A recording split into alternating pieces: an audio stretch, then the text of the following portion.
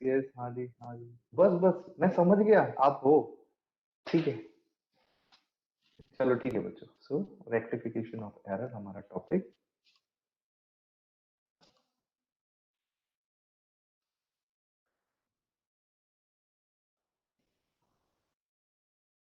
वाह, मैंने इसे काट दिया। चलो ठीक है बच्चों, शुरू करता हूं मैं इस टॉपिक को। सबसे पहली बात, मुझे आप बताना मत, मैं खुद ही आपकी तरफ से भी आंसर दूंगा और खुद ही क्वेश्चन भी पूछूंगा। तो मैं ये पूछ रहा हूँ बच्चों, बताओ ये कौन कौन है ये? बच्चों ये है इंसान। ठीक है, और इंसान कौन? इंसान है गलतियों का पुतला।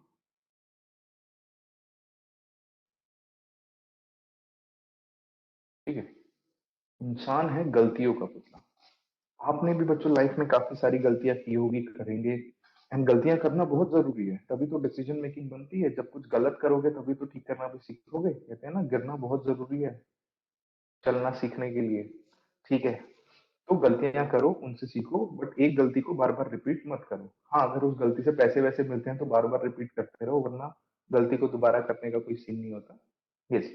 तो बच्चों, इंसान के काम में कुछ भी इंसान काम करता है तो गलतियां तो होती हैं, लेकिन कभी कभी इंसान की जो गलतियां होती है वो बिल्कुल बर्दाश्त करने लायक नहीं हो सकती।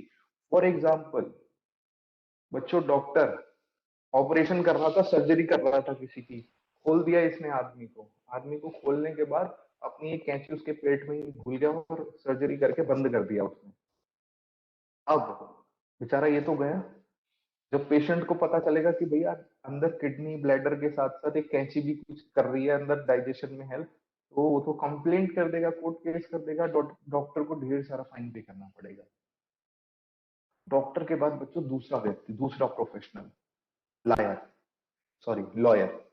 सो लॉयर ने अपने जो भी पर्सन था उसका, क्लाइंट का केस लड़ते लड़ते कुछ गलत सबूत दे दिए जो अपने ही क्लाइंट के अगेंस्ट थे। तो क्लाइंट तो गया, इस बंदे ने भी गलती करी और गलती के बदले जो लॉयर होगा उसकी गलती सुधरेगी नहीं और इसका क्लाइंट जेल में जाएगा, तो इसको भी फीस नहीं मिलेगी। तो भाई आप जब गलती करते हैं ना, तो डिपेंड करता है कि आप कहाँ पे हैं और कैसे गलती कर रहे हैं। लाइक कहते हैं ना, जब तक माँ बाप होते हैं तब तक बच्चे की हर गलती को माफ कर दिया जाता है, लेकिन बाद में दुनिया किसी गलती के लिए माफ नहीं करती। तो ये दोनों लोग अगर गलती कर देना बच्चे, ये दोनों प्रोफेशनल्स, तो कुछ नहीं कर सकते, इनके अगेंस्ट हो जाएगा, अच्छा खासा कंपनसेशन देना पड़ेगा इन लोगों को, ये फंस जाएंगे। बट तीसरे प्रोफेशनल की बात करते हैं। यहाँ मैं एक साथ रखूंगा, कोई लड़ना मत, नहीं सर सिर्फ और सिर्फ हमें रखो। सीए लोग कौन होते हैं? हम सिर्फ और सिर्फ सीएम है, इनकी बात करेंगे। बच्चों, अगर ये कुछ गलती कर देती हैं रिकॉर्डिंग करते समय, अगर मान लो इन्होंने कोई गलती कर दी, कब गलती करी? रिकॉर्डिंग करते समय। तो ये क्या करते हैं ना, उस गलती के अगेंस्ट एक रेक्टिफाइड एंट्री मार देते हैं, और रेक्टिफाइड एंट्री मारते ही सब कुछ ठीक। तो बताओ बच्चों, कौन सा प्रोफेशन सबसे अच्छा, डॉक्टर, लायर या सीए सीएमए?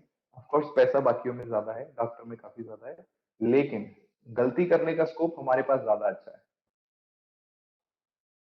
तो यहाँ आप गलतियां करो, गलती को रेक्टिफाई कर लो। चलो, ये तो बस मैं थोड़ा सा समा बांध रहा था ताकि एकदम से बोरिंग ना लगे। अब वो भी हिस्सा स्टार्ट हो जाएगा। तो रेक्टिफिकेशन ऑफ एरर्स हम कर रहे हैं, तो सबसे पहली बात बच्चों एरर्स की करते हैं।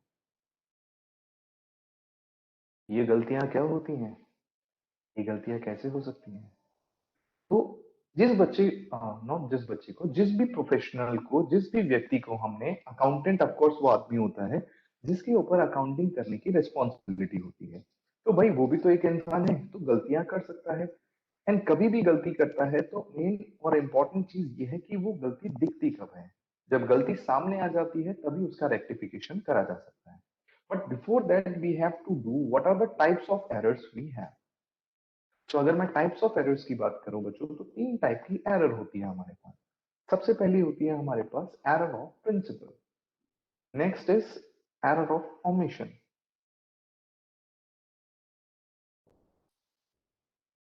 Error of commission.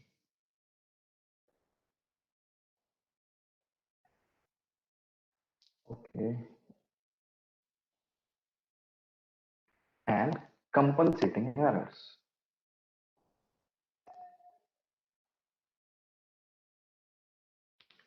ये 4 टाइप की, अच्छा मैंने शायद 3 बोल दिया था। यस बच्चों, ये 4 टाइप की एरर्स होती हैं हमारे पास।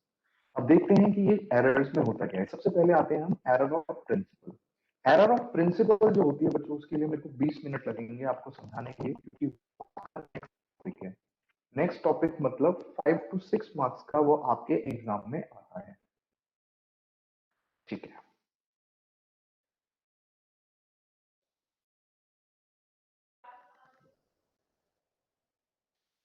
एरर ऑफ प्रिंसिपल में क्या होता है बच्चों कि हमारे पास ना कुछ आइटम्स होते हैं, जितने भी हमारे पास अकाउंटिंग आइटम्स होते हैं उनको हम दो पार्ट में डिस्ट्रीब्यूट करते हैं। There are some capital nature items, कुछ ऐसे आइटम्स होते हैं जो कैपिटल नेचर के होते हैं, और कुछ ऐसे आइटम होते हैं जो रेवेन्यू नेचर के होते हैं। और मेरा ऐसा मानना है कि ऑलमोस्ट हर बच्चे को पता है कि ये किस टाइप के आइटम्स हैं। किसी का ऑडियो ऑन है भाई, बंद करो इसे।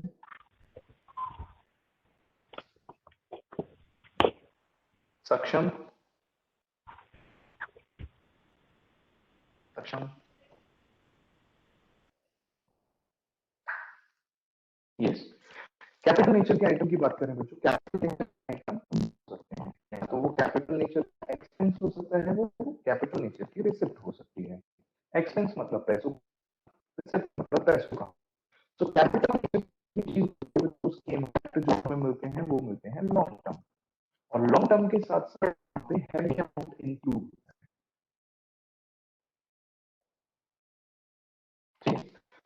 ढेर सारा अमाउंट होता है उसमें।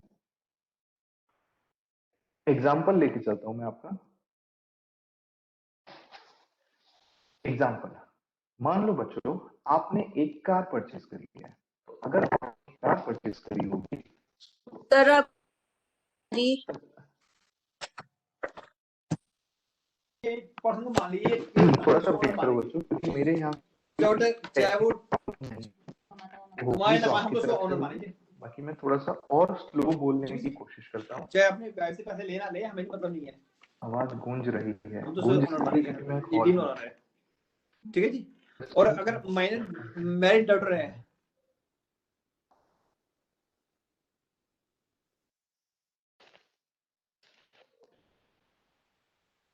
ओके, स्टिल बच्चों क्या करें, आगे आप जस्ट जो स्क्रीन है, स्क्रीन पे फोकस करो, ठीक है, स्क्रीन की तरफ फोकस करो, काफी सारी चीजें आपको समझ आ जाएंगी। एंड ब्रेक हो गया लेकिन कुछ कुछ तो आ रहा है, something is nothing. Okay, long term बच्चों, फॉर एग्जांपल सर अगर आप ना अपना माइक थोड़ा सा शायद से पास रखेंगे तो बेटर रहेगा आई थिंक। ये ठीक है, लेकिन ये फर्क नहीं पड़ता, फर्क नहीं पड़ रहा।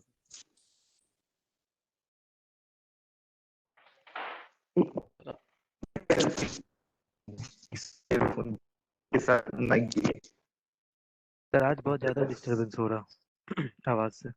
सी द सेटिंग, लेकिन सर आपकी वॉइस ब्रेक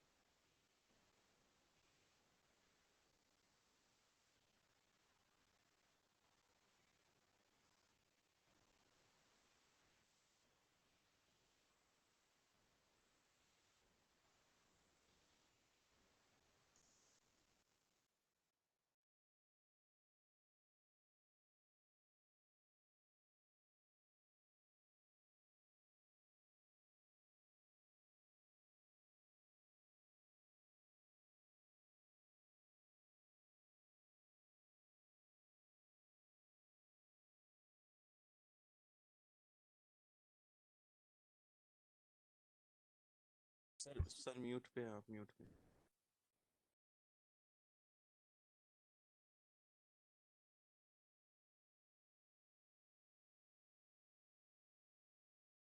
यस, तो बच्चों मैंने सेटिंग देख ली है, अब इससे ज्यादा मैं कुछ नहीं कर सकता, सब कुछ ठीक है यहाँ पे।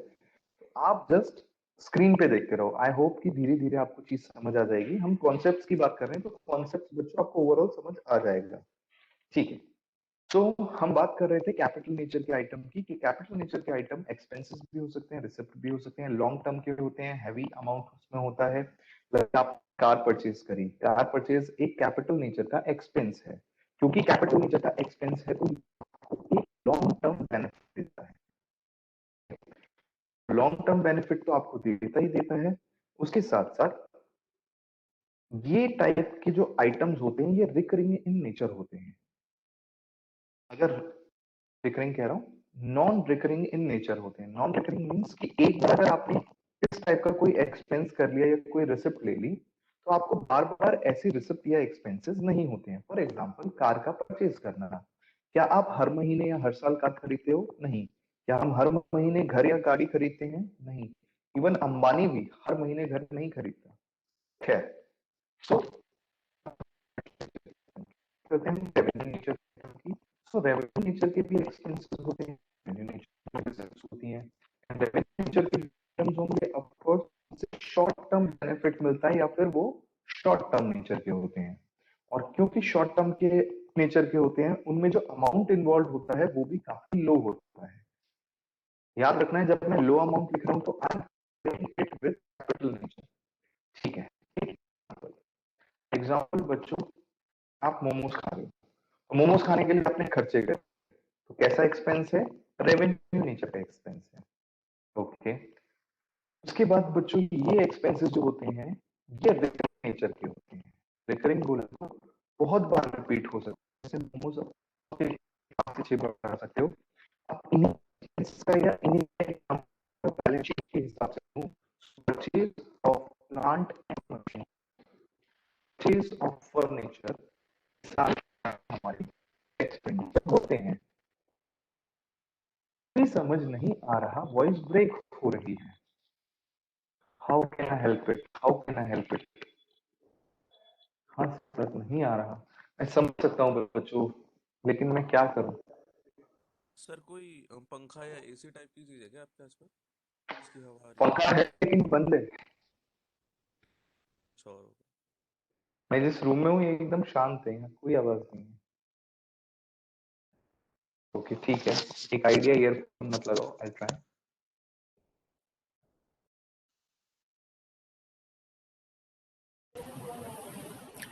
ओके, तो अभी आवाज आ रही है? ठीक है। ये एक्चुअली मेरी चेयर है जो थोड़ा ठर्र ठर्र कर रही है। ठीक है, it's clear. Yeah, no, it's fine. चलो ठीक है, तो आ जाते हैं हम फिर से। एक बार फिर से मैं रिपीट कर देता हूँ जल्दी से। हमने कैपिटल नेचर के आइटम पढ़े।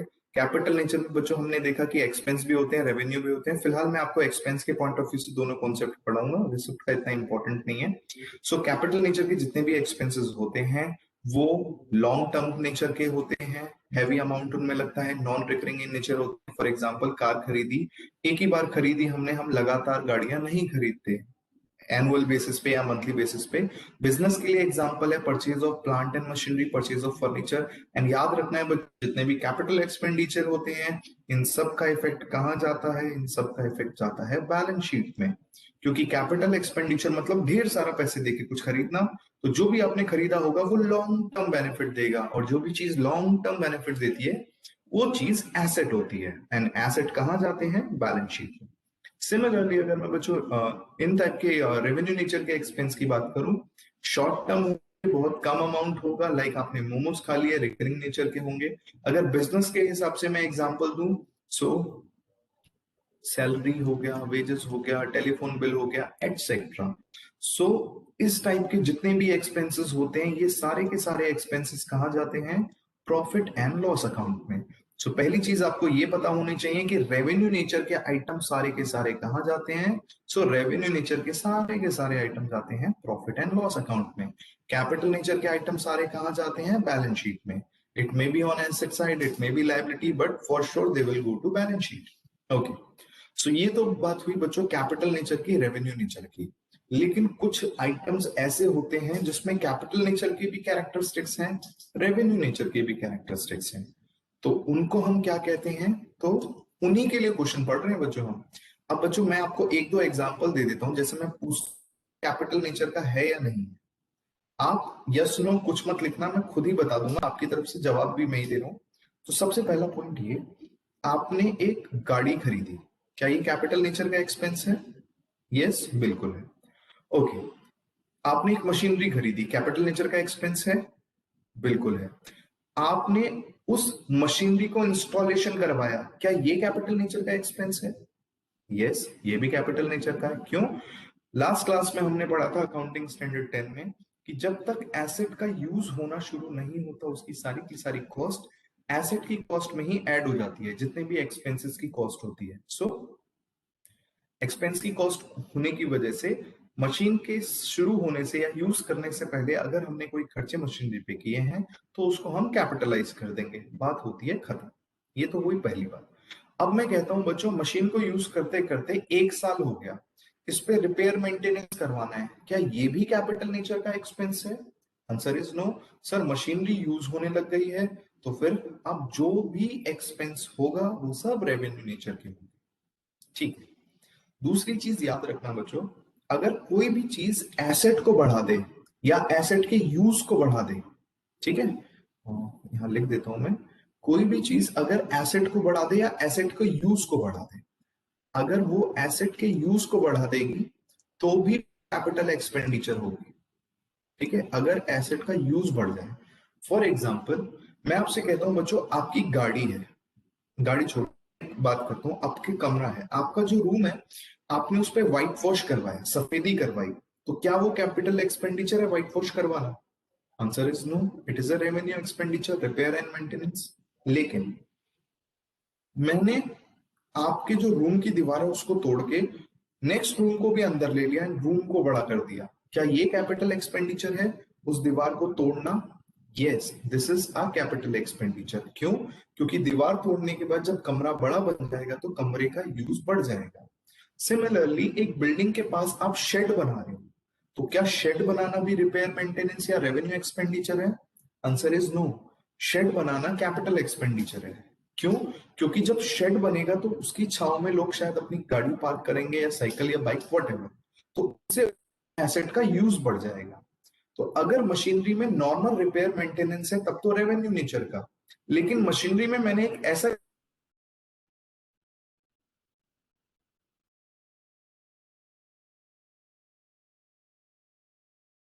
ओके नाउ कुछ टाइप के खर्चे होते हैं बच्चों जिसको हम बोलते हैं deferred revenue expenses. Deferred revenue expenditure या एक्सपेंसेस। डेफर्ड रेवेन्यू एक्सपेंडिचर क्या होता है? ये बच्चों रेवेन्यू नेचर के एक्सपेंडिचर होते हैं। रेवेन्यू नेचर बोले तो कि भाई प्रॉफिट एंड लॉस के, लेकिन इनको ट्रीट किया जाता है कैपिटल एक्सपेंडिचर। अब रेवेन्यू एक्सपेंडिचर की चीज को कैपिटल एक्सपेंडिचर ट्रीट करते हैं तो उसको बोलते हैं बच्चों हम एडवर्टीजमेंट। विशाल बेटा आप एकदम गलत हो, advertisement is not the right answer normally generally.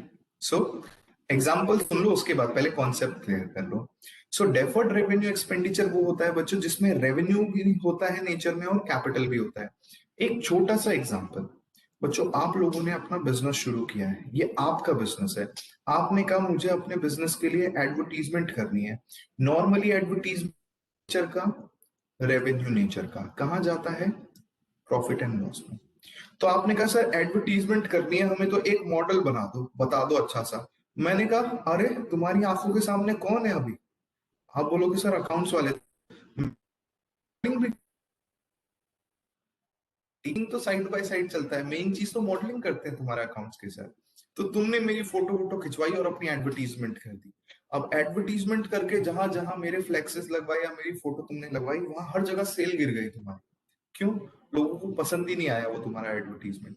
तो अगर बच्चों ये मुझसे, अगर मैं होता मुझसे एडवर्टीजमेंट करवाते तो मुझे कितना देते आप पैसा? आप कहते सर आपको तो हम 51 रुपए में ही निपटा देते कि ये लो आपका एडवर्टीजमेंट में हम इतना ही पैसा देंगे फोटोशूट का। ठीक है, 51 रुपए आपने मुझे दिए, किस टाइप का खर्चा? क्या ये खर्चा रेवेन्यू है? बिल्कुल है। 51 रुपए छोटा अमाउंट है? बिल्कुल है। तो क्या ये प्रॉफिट एंड लॉस में जाएगा? बिल्कुल जाएगा।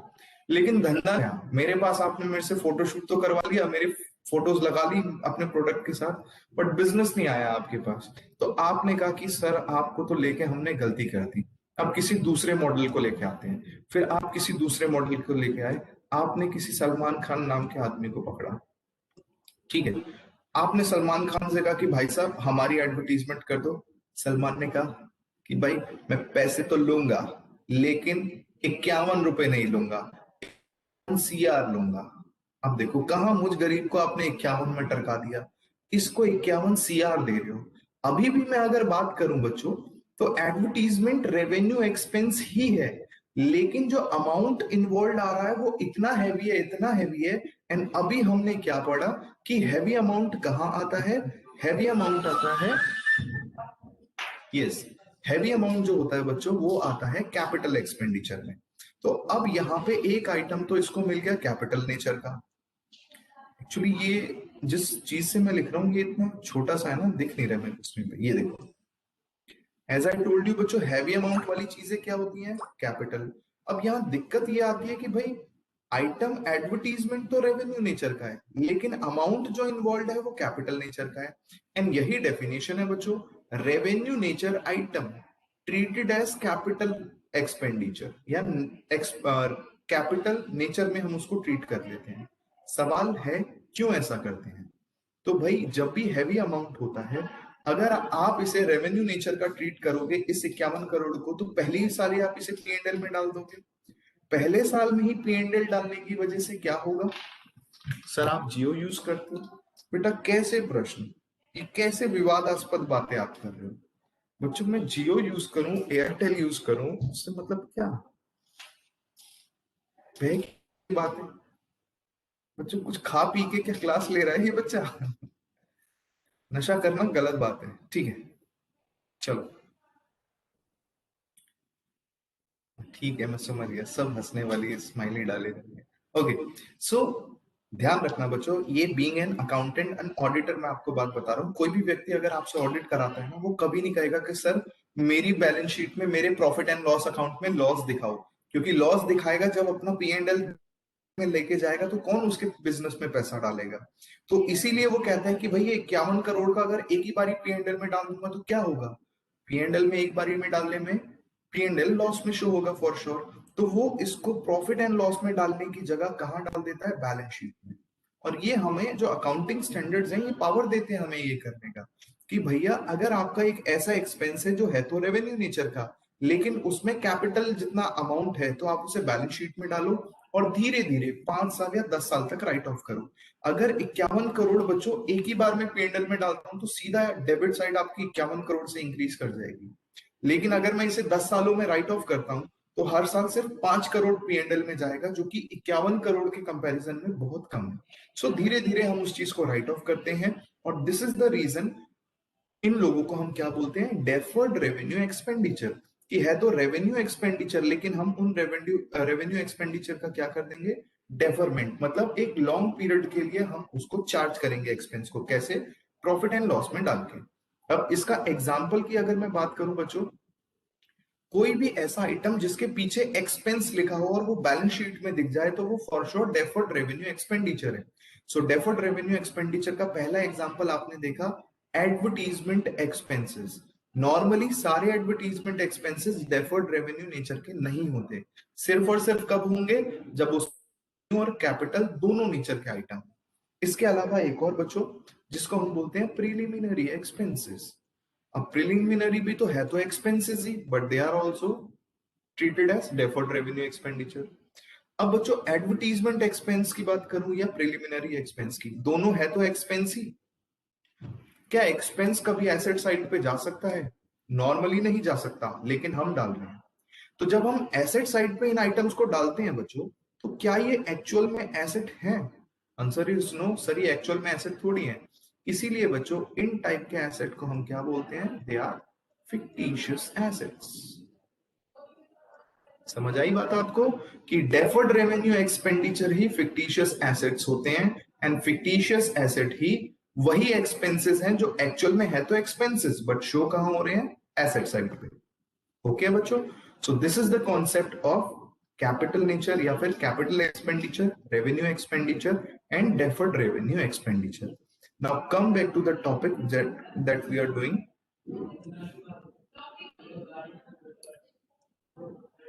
यस, रेक्टिफिकेशन ऑफ एरर्स हम कर रहे थे.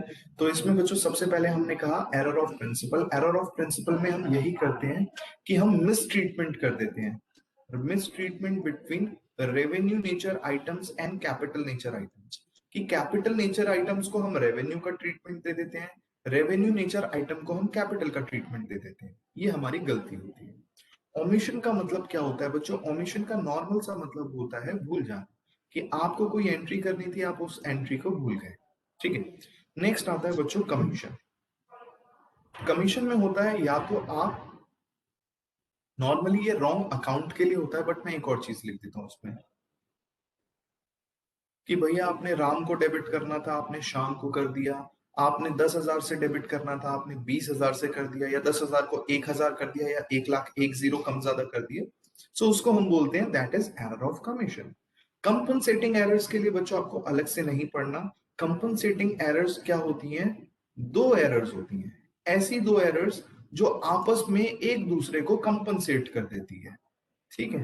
तो जब दो गलतियां आपस में खुद को कंपनसेट कर देती हैं तो उसको हम कंपनसेटिंग एरर्स बोलते हैं. ठीक है. बात आती है सर आपने एरर्स तो बता दिया, अब इन एरर्स का ट्रीटमेंट बताओ, क्योंकि एग्जाम में तो हमसे एरर की ट्रीटमेंट ही पूछेगा. बट ट्रीटमेंट करने से पहले ये पूछा जाता है बच्चों आप ट्रीटमेंट एरर की कर कब रहे हो. ठीक है. सो अगर मैं आपसे बोलूं कि रेक्टिफिकेशन ऑफ एरर कैसे करोगे, सो उससे पहले आप ये बोलोगे कि सर रेक्टिफिकेशन ऑफ एरर हम कर कब रहे हैं, क्योंकि समय अनुसार ट्रीटमेंट चेंज हो जाती है. सो अगर रेक्टिफिकेशन ऑफ एरर की बात की जाए बच्चों, पहली जो रेक्टिफिकेशन होती है, मेरी रोटी सब्जी इधर ही है. अरे भाई इसकी रोटी सब्जी खा रही है, अब कैसे काम चलेगा बताओ. शेखर बेटा रोटी सब्जी बाद में, अभी अकाउंट्स रेक्टिफिकेशन. ठीक है. सो पहला तब होता है जब हमारे पास ट्रायल बैलेंस बन के तैयार नहीं हुआ है. Trial balance not prepared. दूसरा जो लेवल होता है बच्चों गलतियों को ठीक करने का, वो होता है जब ट्रायल बैलेंस तो प्रिपेयर्ड हो चुका है but final accounts not prepared. जो फाइनल अकाउंट्स हैं वो प्रिपेयर्ड नहीं है. और तीसरा जो लेवल होता है हमारे पास गलतियां ठीक करने का, वो होता है जब हमारे फाइनल अकाउंट्स प्रिपेयर्ड हो जाते हैं. ठीक है. सो ये तीन लेवल होते हैं बच्चों जहां पे हम गलती को रेक्टिफाई करते हैं. अब गलती को रेक्टिफाई किया कैसे जाता है? सबसे पहले तो बच्चों अगर आपने गलती करी थी, ट्रायल बैलेंस भी नहीं बना रखा, तो सिंपल, अगर ट्रायल बैलेंस ही नहीं बना दैट मींस लेजर अभी तक कंप्लीट नहीं किए. अगर लेजर ही कंप्लीट नहीं करे तो सिंपली आप एक रेक्टिफाइड एंट्री मारो और उस रेक्टिफाइड एंट्री के इफेक्ट ले लो, जो कि अल्टीमेटली कहां आएंगे? लेजर्स में. और लेजर अपने आप ठीक हो जाएगा, गलती अपने आप ठीक हो गई. लेकिन अगर आपने ट्रायल बैलेंस तो बना दिया, लेजर कंप्लीट कर दिए, लेकिन फाइनल अकाउंट्स नहीं बने. ओके. सो अगर आपने फाइनल अकाउंट्स प्रिपेयर नहीं करे, again you will going to give the same treatment. आप रेक्टिफाइंग एंट्री पास करोगे, रेक्टिफाइड एंट्री मारोगे और उस रेक्टिफाइड एंट्री के बाद उसके इफेक्ट ले लोगे. अब आप कहोगे सर हमने लेजर तो क्लोज कर दिया, कोई बात नहीं फिर से खोल देंगे, क्या जा रहा है, अपने पास एक एंट्री तो उसके अंदर ऐड करनी है, तो कोई दिक्कत नहीं है बच्चों. Same to same treatment. यहां पे हम क्या करते हैं, यहां पे भी हम एक रेक्टिफाइड एंट्री मारते हैं और फिर उस रेक्टिफाइड एंट्री का इफेक्ट ले लेते हैं. हाँ, अब बच्चे बोलेंगे कि अब तो सर पागल बना रहे हैं, जब तीनों जगह एक जैसा है तो फिर ये अलग क्या हुआ?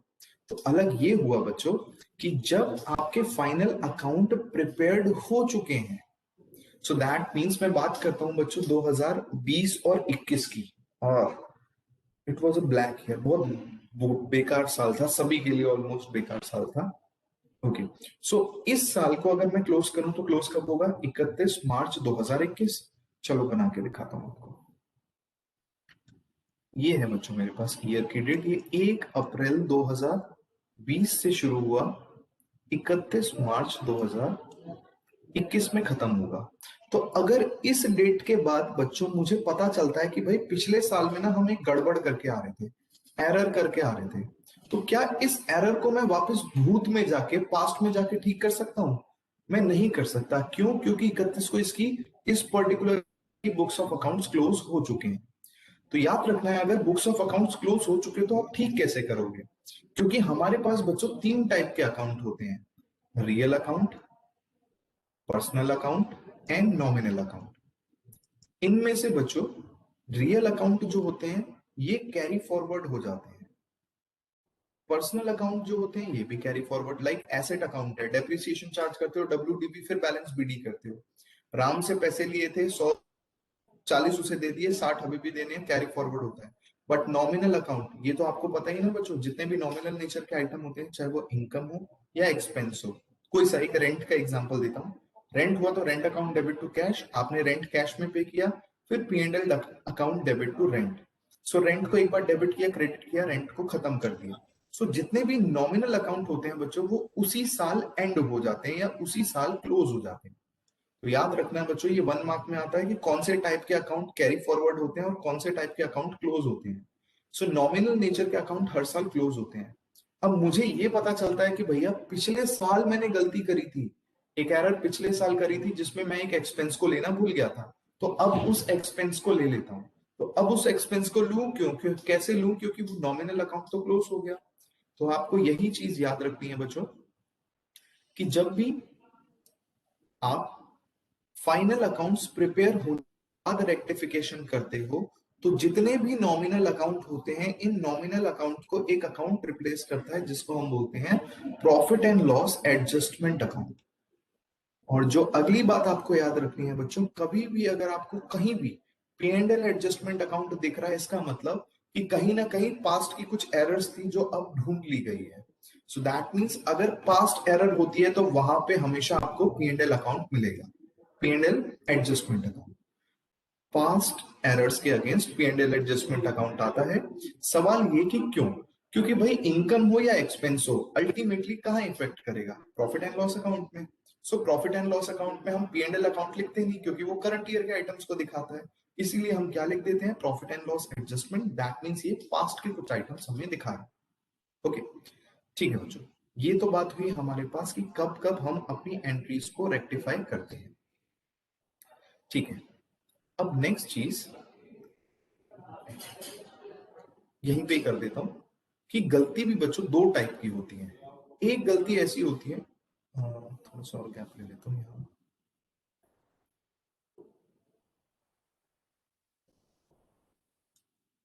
ये बच्चों, अगर हम एरर्स की बात करें ना तो 2 टाइप की एरर्स होती है बच्चों।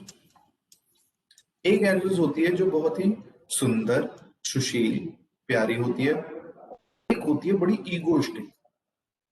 सो जो सुंदर सुशील एरर होती है बच्चों, उसको हम बोलते हैं बोथ साइड इफेक्ट।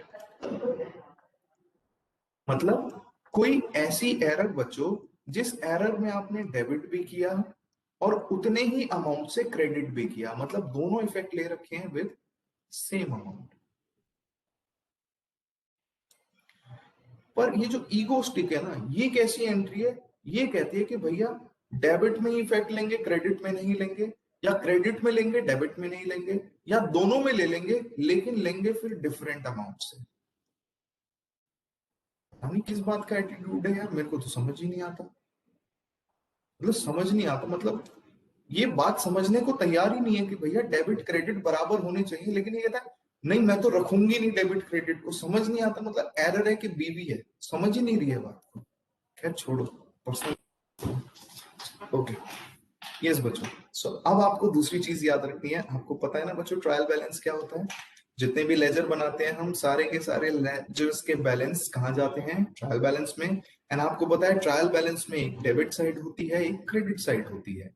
जो कि हमेशा एक दूसरे के बराबर होती है। अब बस करो, कितना हंसोगे। ठीक है, यस, डेबिट क्रेडिट बच्चों हमेशा एक दूसरे के बराबर होती है। अब एग्जाम में 1 मार्क क्वेश्चन आता है कि इन केस ऑफ एरर या in case of accounting error trial balance does not matches, कि कभी भी अगर अकाउंटिंग एरर होती है तो ट्रायल बैलेंस मैच नहीं करता। तो इज इट ट्रू और false? Answer, it is false. क्योंकि अगर एरर ऐसे टाइप की है, अगर एरर इस टाइप की है बच्चों की बोथ साइड आपने गलती करते समय डेबिट क्रेडिट सेम अमाउंट से किया है, तो क्या ट्रायल बैलेंस मैच होगा या नहीं होगा? Answer is yes, trial balance match होगा। लेकिन अगर अमाउंट में डिफरेंसेस आ गए तो क्या ट्रायल बैलेंस मैच होगा? Answer is no, trial balance match नहीं होगा। यहां पे ट्रायल बैलेंस मैच होगा। ठीक है, सो एक नंबर का जो कॉन्सेप्ट है वो ये कि जब भी अकाउंटिंग एरर्स होती है स्टिल ट्रायल बैलेंस मैच करता है। अगर सिंपल एक लाइन में बोल दे कि इसमें ट्रायल बैलेंस मैच नहीं करता, then it is a false statement. अगर गलती हुई है लेकिन डेबिट क्रेडिट सेम इफेक्ट से हुई है तो कोई फर्क नहीं पड़ता, ट्रायल बैलेंस मैच करेगा। फॉर एग्जाम्पल मान लो बच्चों मेरे को सैलरी देनी थी 100 रुपए, तो मैंने एंट्री करी सैलरी टू कैश, लेकिन अमाउंट डाल दिया 1000। अब जब अमाउंट 1000 डाला तो डेबिट भी 1000 से किया, क्रेडिट भी 1000 से किया। अब डेबिट क्रेडिट है तो 1000 रुपए, बैलेंस तो हो रहे ना 1000। वो अलग बात है कि होना 100 चाहिए था, बट यहाँ ये नहीं है कि अमाउंट सही है या गलत है। क्वेश्चन ये है कि अमाउंट सेम है या नहीं है। सो जब डेबिट एंड क्रेडिट दोनों सेम है तो इसका मतलब ट्रायल बैलेंस मैच करेगा। सो ये एक बात बतानी थी मुझे कि बच्चों अगर errors both side effect debit credit में सेम अमाउंट से है तो ट्रायल बैलेंस मैच करेगा, अन्यथा ट्रायल बैलेंस मैच नहीं करेगा। Now again come back to the topic. अब कुछ एग्जांपल्स करते हैं बच्चों इसके। तो हमने कहा था कि भैया 3 टाइप से हम एरर कर सकते हैं। अभी मैं कुछ एग्जांपल्स के साथ आपको करवाता हूं। ये देखो कितनी सीधी लाइन खींच रहा हूं, देख रहे हो बच्चों मेरा हुनर, कितनी सीधी खींच रहा हूं मैं line.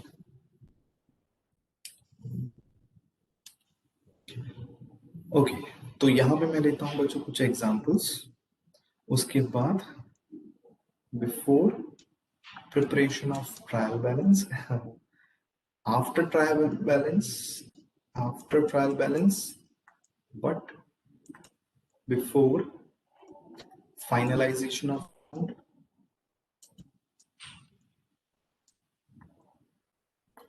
next after finalization of account।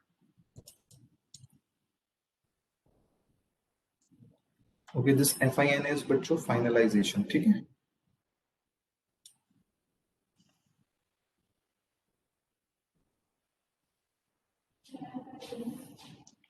Example लेता हूं बच्चों में। पहला, मेरे को पता है मैं जितने भी एग्जाम्पल लूंगा सारे बच्चों को आते ही होंगे, जिसको नहीं आता वो बहुत ध्यान से करना। एंड बच्चों सिर्फ और सिर्फ अपना कॉन्सेप्ट लगाना कि क्या ट्रीटमेंट हो सकती है।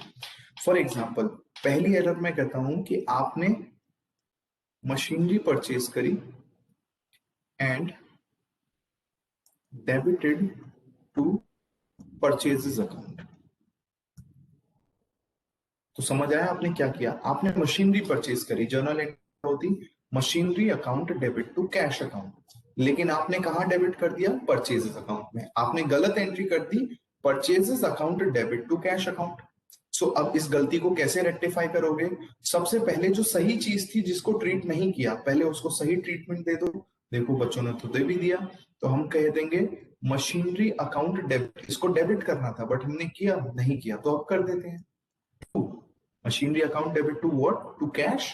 आंसर इज नो, क्योंकि कैश का ट्रीटमेंट सही जा रखा है। ये चीज आपको बच्चों रेक्टिफिकेशन में यही चीज समझनी है कि जब वो बोलता है मशीनरी अकाउंट की जगह डेबिट परचेज को किया है, इसका मतलब सिर्फ डेबिट साइड पे एरर हुई है कि डेबिट करना था मशीन को, कर दिया किसको? परचेज को। सो मशीन को एक्चुअल में डेबिट करना था, उसे कर दिया। परचेजेस को गलती से डेबिट किया, तो ठीक करने के लिए हम परचेज को क्रेडिट कर देंगे। अगर यही एंट्री में after trial balance before finalization करता बच्चों, same to same machinery account debit to purchases. लेकिन अगर ये एंट्री में आफ्टर फाइनलाइजेशन ऑफ अकाउंट करता तो मशीनरी अकाउंट डेबिट तो होता, लेकिन परचेजेस अकाउंट को रिप्लेस कर देता profit and loss adjustment account. क्यों रिप्लेस करता? क्योंकि अभी थोड़ी देर पहले बताया था बच्चों, जब भी आफ्टर फाइनलाइजेशन ऑफ अकाउंट्स आप एंट्री करोगे तो उसमें सारे के सारे नॉमिनल अकाउंट रिप्लेस हो जाएंगे। किससे रिप्लेस हो जाएंगे? Profit and loss adjustment account से। ठीक है, ये तो थी बच्चों हमारे पास पहली एरर। दूसरी पे चलते हैं। पेड टू राम, यहां अमाउंट भी लिख देता हूं, पेड टू राम 100 रुपए, क्रेडिटेड टू बलराम एज 1000। ठीक है, ये हल्की सी टेढ़ी मैंने बना दी। आपने राम को पे किए तो जनरल एंट्री होती, जो राइट एंट्री जिसे हम कहते हैं। अगर मैं यहां लिख देता हूं बच्चों, करेक्ट एंट्री होती मेरे पास Ram account debit to cash. आपने पे किया कितना? 100 रुपए, पर ये कहता है कि भाई आपने क्रेडिट कर दिया बलराम को। तो एक तो राम, यहां इसका मतलब क्या निकलता है कि डेबिट जहां राम को करना था ना, आपने राम की जगह बलराम को क्रेडिट कर दिया। दैट मीन्स कि सही एंट्री में जब इस एंट्री की लेजर पोस्टिंग हुई होगी तो लेजर में ना कैश अपने आप करेक्टली पोस्ट हुआ होगा, लेकिन राम को 100 से डेबिट करने की जगह आपने क्या कर दिया होगा? राम को 1000 बलराम को 1000 से क्रेडिट कर दिया होगा। यह है गलती कि राम को 100 से डेबिट करना था, वो तो किया नहीं, उल्टा बलराम को 1000 से क्रेडिट कर दिया। तो जब आप इसको ठीक करोगे एंट्री को, तो क्या एंट्री पास करेंगे हम बोलेंगे कि भैया पहले देखो राम को आप एक्चुअल में डेबिट कर दो, जिसको डेबिट करना था 100 से। बलराम को आपने गलती से क्रेडिट करा 1000 से, तो ठीक करने के लिए बलराम को हम दोबारा से डेबिट कर देंगे 1000 रुपए से। क्रेडिट क्या होगा? कुछ है ही नहीं क्रेडिट करने के लिए, और जहां कुछ नहीं होगा वहां पे सस्पेंस अकाउंट आ जाएगा। Okay, same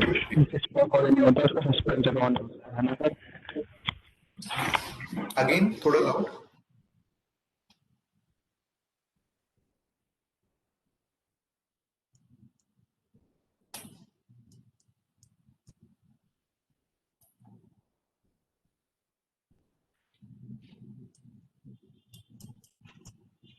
and same entry अगर फाइनलाइजेशन ऑफ अकाउंट्स के बाद होगी तो क्या एंट्री हो जाएगी बच्चों? राम पर्सनल अकाउंट है, उसका नाम लिखा जाएगा। बलराम पर्सनल अकाउंट है, उसका भी नाम लिखा जाएगा। एंड उसके बाद होगी Ram account debit, Balram account भी डेबिट।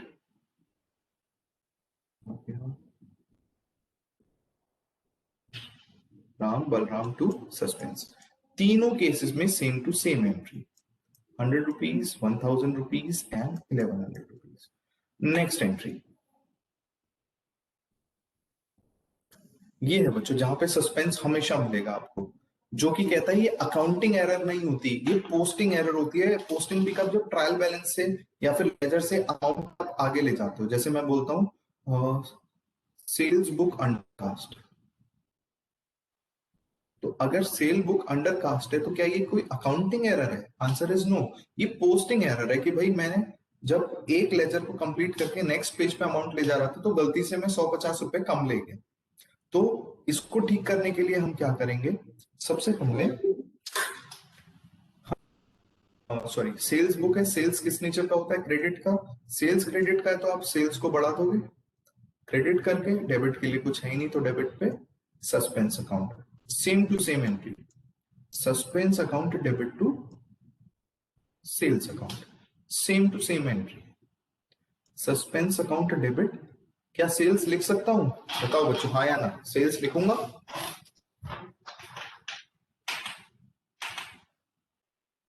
नो, प्रिया ने बोला नो, तो सेल्स की जगह क्या लिखूंगा मैं? यस बच्चों, सेल्स हम नहीं लिखेंगे, सेल की जगह आ जाएगा profit and loss adjustment account. ठीक है बच्चों, सो इतना करवाने के बाद मुझे ऐसा लगता है कि आपको ना रेक्टिफिकेशन से रिलेटेड जो प्राइम कॉन्सेप्ट है वो कॉन्सेप्ट समझ आ गया। अब अच्छी बात ये बच्चों की रेक्टिफिकेशन का जो क्वेश्चन हमारे एग्जाम में आएगा वो कैसा क्वेश्चन है? वो है कंपलसरी क्वेश्चन। और कंपलसरी क्वेश्चन में कम से कम 5 to 7 एंट्रीज आएंगे, ठीक है। इन 5 to 7 एंट्रीज में 3 एंट्रीज तो यही होंगी जो मैंने करवा दी आपको। सो दैट मीन्स 5 से 7 नंबर में 3 नंबर तो आपके नहीं गए। इवन मैं ना करवाता ना तो भी वो आपको आती थी। बस आपको एक चीज याद रखना है एग्जाम में ना, इस बात पे आप फोकस करना कि वो बिफोर ट्रायल बैलेंस कह रहा है, आफ्टर ट्रायल बैलेंस, या बिफोर फाइनलाइजेशन कह रहा है, या आफ्टर फाइनलाइजेशन कह रहा है। अगर क्वेश्चन साइलेंट है तो बच्चों हम ये वाली ट्रीटमेंट देते हैं जो कि नॉर्मल है, क्योंकि ये दोनों ट्रीटमेंट इधर चलती है, दोनों में चलती है ये ट्रीटमेंट। ओके, सो 5 से 7 का जो क्वेश्चन आएगा वो तो है बच्चों बात, और उससे अच्छी जो बात है कि वो जो क्वेश्चन आएगा वो कहां से आएगा, आपकी टेक्स्ट बुक से। सो अब आपको क्या करना है बच्चों, सारे के सारे बच्चे रेक्टिफिकेशन ऑफ एरर के टेक्स्ट बुक के क्वेश्चन करेंगे। मुझे पता है हर एक बच्चा ऑलमोस्ट सारे क्वेश्चन कर लेगा। एक आध क्वेश्चन में आपकी 2 एंट्रीज अटक सकती हैं। आई थिंक 4 क्वेश्चन ऐसे हैं जिसमें आपकी एक आध एंट्री अटकेगी। जिसकी अटकती है वो मेरे से पूछना, जिसकी नहीं अटकती बहुत अच्छी बात है। एक क्वेश्चन स्टिल मैं करवा देता हूं बच्चों, क्योंकि उस एक क्वेश्चन में एक एंट्री गलत दे रखी है, तो कहीं आप गलत ना पढ़ लो, इसीलिए एक क्वेश्चन मैं करवा देता हूं, ठीक है। So now open your text book if you have text book. तो हम टेक्स्ट बुक का एक क्वेश्चन कर रहे हैं, एंड एकदम कभी भी आप रेक्टिफिकेशन करो तो रेक्टिफिकेशन में वो बस ये बता देगा कि कब आप ठीक कर रहे हो। तो आप हमेशा चीजों को ना जितना ब्रेक करके कर सकते हो उतना ब्रेक करो, ताकि इजी बना रहे आपके लिए। तो जैसे मैं पहले क्वेश्चन देख लेता हूँ, क्वेश्चन कौन सा,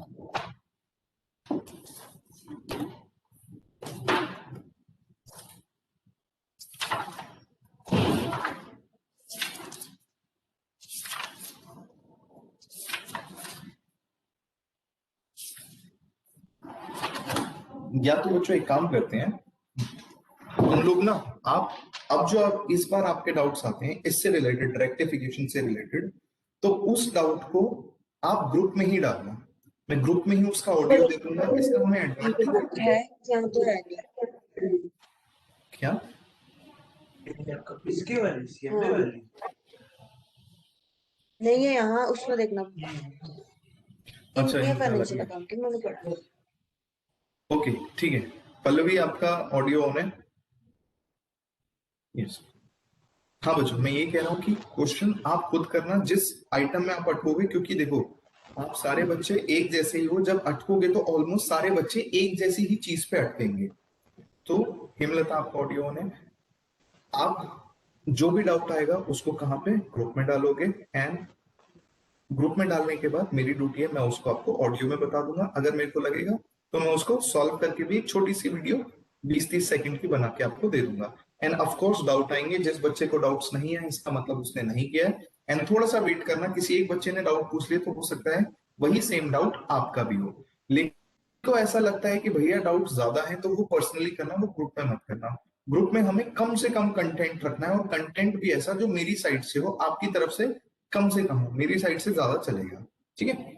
चलो बच्चों, तो टेक्स्ट बुक के क्वेश्चन मैं आपको दे रहा हूं, जितने क्वेश्चन आपसे हो जाए, जितनी एंट्रीज हो जाए, उतनी बार खुद को मेरी तरफ से शाबाशी दे देना, और जितने नहीं हो उसके लिए आप मेरे को बता देना, ठीक है। तो ये तो बात होती है खत्म बच्चों। अब मैं चलता हूं अपने नेक्स्ट टॉपिक पे, एंड इसी तरीके से हम को करेंगे ताकि हम जल्दी जल्दी आगे बढ़े। हमारे पास नंबर ऑफ क्लासेस बहुत कम है, मेरे को टोटल ही आई थिंक 16 या 17 क्लासेस मिलेंगी जिसमें मेरे को पूरा सिलेबस खत्म करना है। तो ऑफ कोर्स स्पीड रहेगी, एंड आपको लंबा गैप मिलेगा। ये भाई कोई ग्रुप का लिंक भेज देना बच्चों को एक बार यहाँ पे, ताकि बच्चे जो ऐड नहीं है वो बच्चे ऐड हो जाएं, ठीक है। ओके बच्चों, यस। तो क्लासेस कम है इसीलिए हम थोड़ा स्पीड में करेंगे। मेरे स्पीड में करने की वजह से जो भी चीज आपको क्या लिख रहे हैं बच्चे, ठीक है। सो जो भी चीज मैं आपको दे रहा हूँ वो आपको सिंसियरली करनी है, क्योंकि अच्छा खासा गैप मिलेगा। अब हमारी नेक्स्ट क्लास नेक्स्ट मंडे को होगी। सो एक हफ्ते में रेक्टिफिकेशन को अच्छे से खा जाओ, अकाउंटिंग स्टैंडर्ड को अच्छे से खा जाओ, एंड अब हम कर रहे हैं बिल्स ऑफ एक्सचेंज, इसको भी अच्छे से खा जाना। कोई बच्चा सीरियस मत हो जाना मेरी बातों में कि कहीं पता चला वो कागज फाड़े और उसी को ही खा रहे हैं। नहीं भाई, मतलब समाप्त कर देना पढ़ पढ़ के, ठीक है। So now we are doing bills of exchange.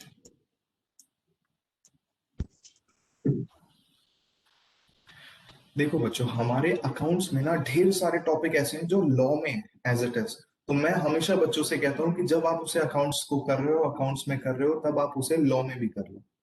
तो जब आप उसे लॉ में करोगे तो बिल्स ऑफ एक्सचेंज के अगेंस्ट आपको एक टॉपिक मिलेगा जिसका नाम है नेगोशिएबल इंस्ट्रूमेंट्स। कुछ बता देता हूं बच्चों इसके बारे में, ताकि आपको ये भी पता चले, अच्छा सर को लॉ भी आती है। ओ ठीक, नेगोशिएबल इंस्ट्रूमेंट्स थोड़ा सा बात बता देता हूं इसके बारे में। आपका होमवर्क होगा, आप नेगोशिएबल इंस्ट्रूमेंट्स के बारे में पढ़ोगे, बहुत डिटेल में नहीं, बस इतना कि बिल्स ऑफ एक्सचेंज के बारे में तो पढ़ ही लो सब कुछ।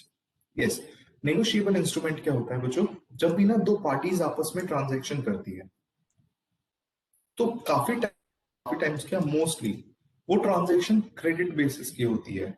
सो अगर ये सेलर था और ये बायर है, तो क्रेडिट पे अगर ट्रांजैक्शन हुई है तो बायर कहता है चलो भाई साहब बाद में पैसे दे दूंगा।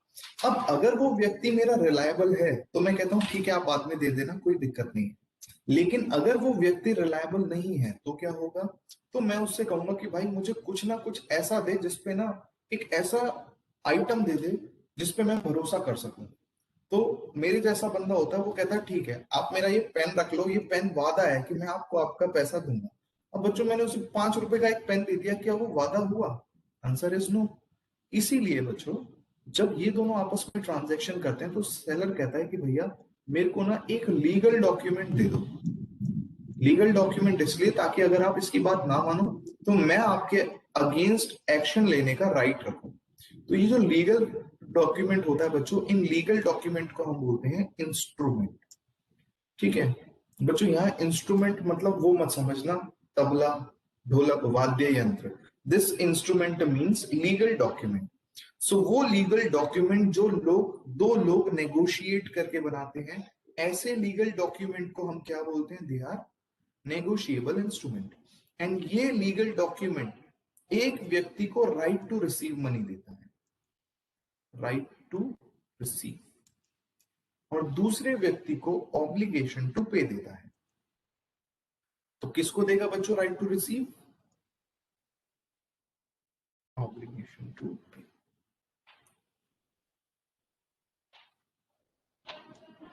बिल्कुल, सेलर को मिलेगा राइट टू रिसीव एंड एक को मिलेगा राइट ऑब्लिगेशन टू पे, बायर को। एंड याद रखना बच्चों, जिंदगी में ना आपको कभी भी कोई मिलता है, आप हमेशा अपना राइट ना किसी को भी ट्रांसफर कर सकते हो। एंड इस ट्रांसफरेबिलिटी के हिसाब से ही हमने नेगोशिएबल वर्ड को यूज करा कि नेगोशिएबल इंस्ट्रूमेंट फ्री ट्रांसफरेबल होते हैं इनडेफिनिट टाइम्स। मतलब ए ने बी को, बी ने सी को, सी ने डी को, चलता रहा, जितना ज्यादा हो सकता है आप उसको ट्रांसफर कर सकते हो इनडेफिनिटली, कोई रिस्ट्रिक्शन नहीं है। सो एक और बात आपको याद रखनी है कि ट्रांसफर हमेशा क्या हो सकते हैं? ट्रांसफर हमेशा राइट हो सकते हैं। दैट मीन्स अगर सेलर को पैसे लेने हैं, लाइक सेलर कहता है कि भैया मुझे तुमसे 100 रुपए लेने हैं, तुम इस डॉक्यूमेंट के अगेंस्ट 100 रुपए पे कर देना। अब ये डॉक्यूमेंट जिसके पास भी हो उसको पे हो जाएंगे। अब मैं सेलर था तो मैंने अपने क्रेडिटर को दे दिया, मेरे क्रेडिटर ने अपने क्रेडिटर को दे दिया, इस तरीके से जिसके पास भी लास्ट में वो आइटम होगा उसको वो पेमेंट मिल जाएगी। ठीक है, ये तो थी पहली बात। सर क्या जिस व्यक्ति के पास ऑब्लिगेशन टू, क्या वो अपनी ऑब्लिगेशन भी ट्रांसफर कर सकता है? यस और नो? Answer is no. कि भाई जिस व्यक्ति को पे करना है ना वो कहीं से भी लाए, पे वही करेगा, लेकिन कभी भी कोई भी व्यक्ति अपनी ऑब्लिगेशन को पे नहीं कर सकता। राइट्स को कर सकता है बट ऑब्लिगेशन को नहीं कर सकता। ठीक है, फॉर एग्जाम्पल बच्चों, किसी ने आपको शादी में बुलाया, ठीक है, खाने पीने के लिए। अब शादी में कह रहे थे हमें तो अपने उससे मिलने जाना है, वो अपने मतलब टीचर से, गलत मत समझना, ठीक है, वो थोड़ा इधर उधर हो जाता हूँ। ठीक है, हमें अपने टीचर से मिलने जाना है। सो टीचर से जब हमें मिलने जाना है तो हम शादी में नहीं जा पाए, तो आपने अपने भाई को कह दिया कि भाई तू चला जाइए शादी के लिए। ठीक है, भाई चला जाएगा, दोस्त चला जाएगा, कोई दिक्कत है क्या? नहीं, ये राइट है बच्चों, right to enjoy the food in शादी। शादी में हम जाते ही क्यों हैं? क्या हम दूल्हा दुल्हन को आशीर्वाद देने के लिए, उनके लिए मंगल कामनाएं करने के लिए जाते हैं? सच्ची बताना, कौन आज तक मंगल कामनाएं करने गया? सिर्फ खुद की फैमिली होती है जो मंगल कामनाएं करती है। बाकी लोग क्या करते हैं? बाकी लोग देखते हैं कि भैया राजमा में नमक कम है, पनीर टाइट हो रहा है, पनीर लेदर हो रहा है, रबड़ जैसा हो रहा है, बहुत गलत बात है। ऐसे बच्चों कभी भी किसी की शादी में जाते हो ऐसा नहीं करना चाहिए। जो मिल रहा है चुपचाप खा लो, बस ये देखना जितने का शगुन दिया उतना पैसा रिकवर कर लो, being a cost accountant. Yes, अच्छा यहाँ पे बच्चों वापस coming back to the point, मैं यहाँ वहां हो गया, वापस आता हूँ। सो मैंने कहा कि आप अपने राइट को किसी को दे सकते हो, सही है, बट क्या अपनी ऑब्लिगेशन भी दे सकते हो? अब मान लो आप खुद दूल्हे हो या आप खुद दुल्हन हो, किसी और को भेज सकते हो अपनी जगह? एक आध आइटम होंगे यहाँ क्लास में जो बोलेंगे हाँ सर हम भेज सकते हैं, लेकिन सब नहीं भेज सकते, ठीक है? एक्सेप्शनल केस, एंड लॉ में तो पढ़ते ही हो, एक्सेप्शंस आर ऑलवेज देयर, ठीक है? सो यहाँ से ये बात पता चली बच्चों कि right can be transferred but obligation can never be transferred, ठीक है? सो नेगोशिएबल इंस्ट्रूमेंट बना सेलर और उसके बीच में। सेलर बनवाता है, क्यों बनवाता है? ताकि उसको अपनी पेमेंट के अगेंस्ट एक लीगल डॉक्यूमेंट मिल जाए, और सामने वाला अगर पेमेंट ना करे तो उसके पास लीगल राइट रहे एंड उसको कोर्ट तक स्यू कर सके जिस पार्टी ने भी अपनी पेमेंट को रोका है या नहीं कर पाई, ठीक। तो ये तो टेक्निकली आप नेगोशिएबल इंस्ट्रूमेंट में पढ़ोगे। एंड आपको पता ही है बच्चों, अगर हम नेगोशिएबल इंस्ट्रूमेंट की बात करें तो सिर्फ 3 ही टाइप के इंस्ट्रूमेंट होते हैं। 3 टाइप के नेगोशिएबल इंस्ट्रूमेंट बोले तो सबसे पहले चेक, प्रॉमिसरी नोट। भी बच्चों आप बोलोगे सर आप कितने अच्छे हो, आपने हमें ये बात बता दी। चेक हो गया, प्रॉमिसरी नोट हो गया एंड बिल्स ऑफ एक्सचेंज। आपको बच्चों सिर्फ और सिर्फ इनके कैरेक्टरिस्टिक करने हैं। एंड कैरेक्टरिस्टिक के बाद एक टॉपिक आएगा, holder in due course. Holder in due course, ये बच्चों मैंने आपको होमवर्क दे दिया, आपको ये पढ़ना है। और देखो अब देखो कितने सस्ते में आपका नेगोशिएबल इंस्ट्रूमेंट चैप्टर खत्म हो जाएगा। नेगोशिएबल इंस्ट्रूमेंट चैप्टर बहुत बड़ा है, आप सिर्फ और सिर्फ ये पढ़ना, इसके characteristics and holder in due course. Difference between holder of negotiable instrument and holder in due course of negotiable instrument. आज तक एग्जाम में सिर्फ और सिर्फ इस पे बेस्ड केस लॉ आते हैं नेगोशिएबल इंस्ट्रूमेंट से। क्वेश्चन नंबर 3 का बी पार्ट ऑलवेज देखा, इतना डीपली मैंने इंटरप्रेट किया हुआ है सिलेबस को आप लोगों के लिए। सो हमेशा होल्डर इन ड्यू कोर्स पे केस लॉ आता है, तो ये बहुत अच्छे से आपको आना चाहिए। किसी बच्चे को आता है अच्छी बात है, नहीं आता तो नेक्स्ट क्लास में मैं इसको शुरू करूंगा, आपको बता दूंगा। मुश्किल से 5 मिनट लगेंगे बताने में, बट अभी now coming back to our topic which is bills of exchange. ठीक है, अच्छे बच्चों की तरह आप नेगोशिएबल इंस्ट्रूमेंट को फिनिश कर लो। Now come to the topic bills of exchange.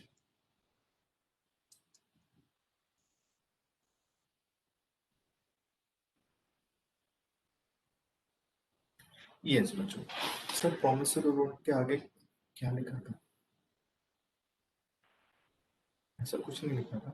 अच्छा, ये मैं कैरेक्टरिस्टिक लिखने वाला था कि भैया इसके कैरेक्टरिस्टिक्स क्या है। Okay, yes, bills of exchange की बात करते हैं बच्चों। तो यहाँ एक व्यक्ति होता है, ये तो हमने पढ़ लिया कि भैया एक है सेलर और एक है बायर। चलो जर्नल एंट्रीज से समझते जाते हैं। और बच्चों एक्चुअली मैं अकाउंट्स का टीचर तो बन गया, पर मेरे को ना जर्नल एंट्रीज आती नहीं है, तो अगर मैं कहीं गड़बड़ कर दूं तो आप प्लीज मेरे को रेक्टिफाई कर देना कि सर आप यहाँ गलत कर रहे हो। तो सबसे पहले बच्चों परचेज सेल हुई इन दोनों के बीच में, एंड याद रखना क्रेडिट परचेज सेल है तभी बिल्स ऑफ एक्सचेंज का कॉन्सेप्ट है। तो सेलर ने अगर क्रेडिट सेल क्या जर्नल एंट्री करेगा, machinery account debit to depreciation. क्या करेगा बच्चों, जल्दी से बता दो लिख के, क्या होती है परचेज सेल की एंट्री? तो भूल ही गया, taking lot of time sir. Debtor to sale, debtor account debit to sale, very good बच्चों, ठीक है। सो डेटर की जगह फिलहाल मैं बायर लिखता हूँ, यहाँ मैंने बायर का चित्रण किया हुआ है, वेरी गुड, सारे बच्चों को आती है, वेरी गुड।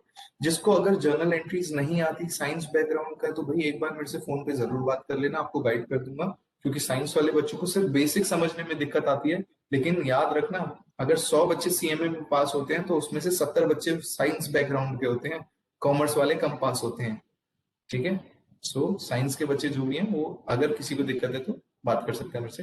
खैर, buyer account debit to sale account. वहीं अगर मैं बायर के पॉइंट ऑफ व्यू से बात करूं तो purchases account debit to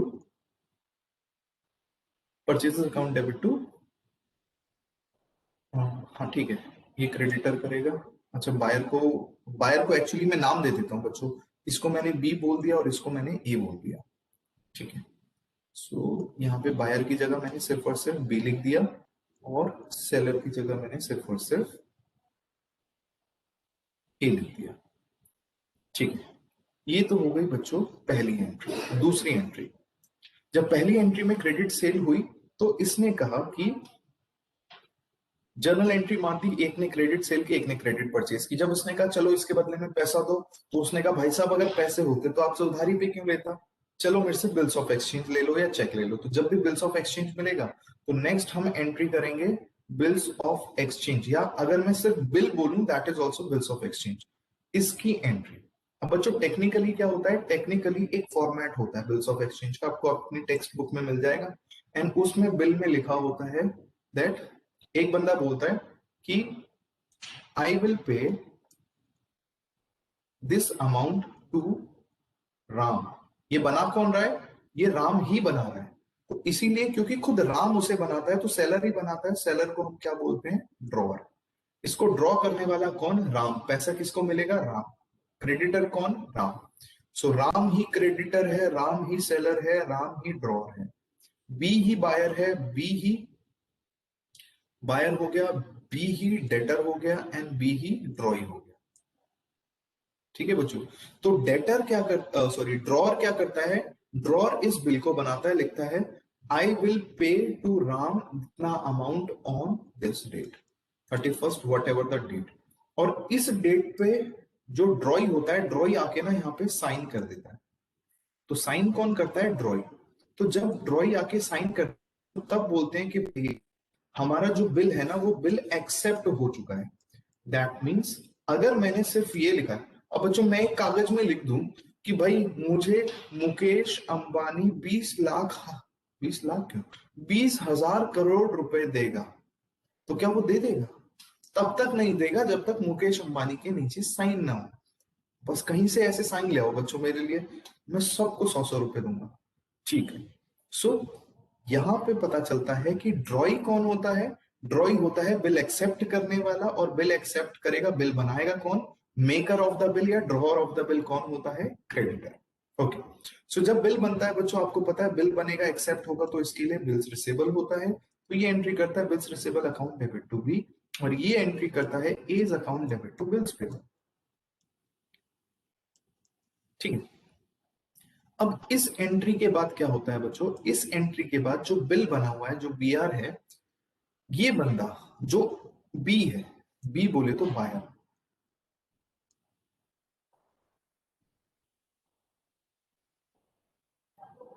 buyer ही कौन, बायर ही ड्रॉई, एंड लास्ट में पे भी कौन करेगा, बायर ही करेगा क्योंकि डेटर वो है।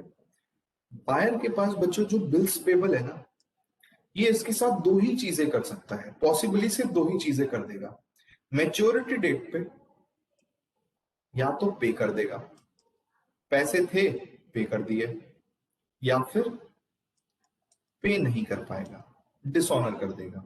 तो याद रखना है बच्चों, ये या तो पे ही कर सकता है या फिर पे नहीं कर सकता। तो अगर इसने पे कर दिया तो पे करने की क्या एंट्री होगी, बिल्स पेबल लायबिलिटी है इसके लिए, तो लायबिलिटी खत्म हो जाएगी, bills payable account debit, and एक एसेट कम हो जाएगा। Is it clear? जब भी बच्चों बिल्स पेबल टू कैश और बैंक, लेकिन अगर डिसऑनर हो गया तो बिल्स पेबल को तो तब भी खत्म करेगा करंट लायबिलिटी को, लेकिन उसके अगेंस्ट एक नई लायबिलिटी बन जाएगी, दैट इज क्रेडिटर। लाइक इस केस में क्रेडिटर हमने ए को बना रखा है, so bills payable account debit to A. याद रखना है कि कभी भी जो डेटर है उसकी बुक में बिल्स पेबल के दो ही ट्रीटमेंट हो सकते हैं, या तो बिल पे हो जाएगा या फिर बिल पे नहीं होगा। पे होगा तो आप बिल्स पेबल को डेबिट कर दोगे, कैसे पे कर दोगे, अगर पे नहीं हुआ तो आप बिल्स पेबल को डेबिट तो कर दोगे लेकिन उसके अगेंस्ट क्रेडिटर खड़े कर दोगे। क्रेडिटर कम होगा जिसको आपने बिल्स पेबल दिया था, जिसके अगेंस्ट बिल बना था।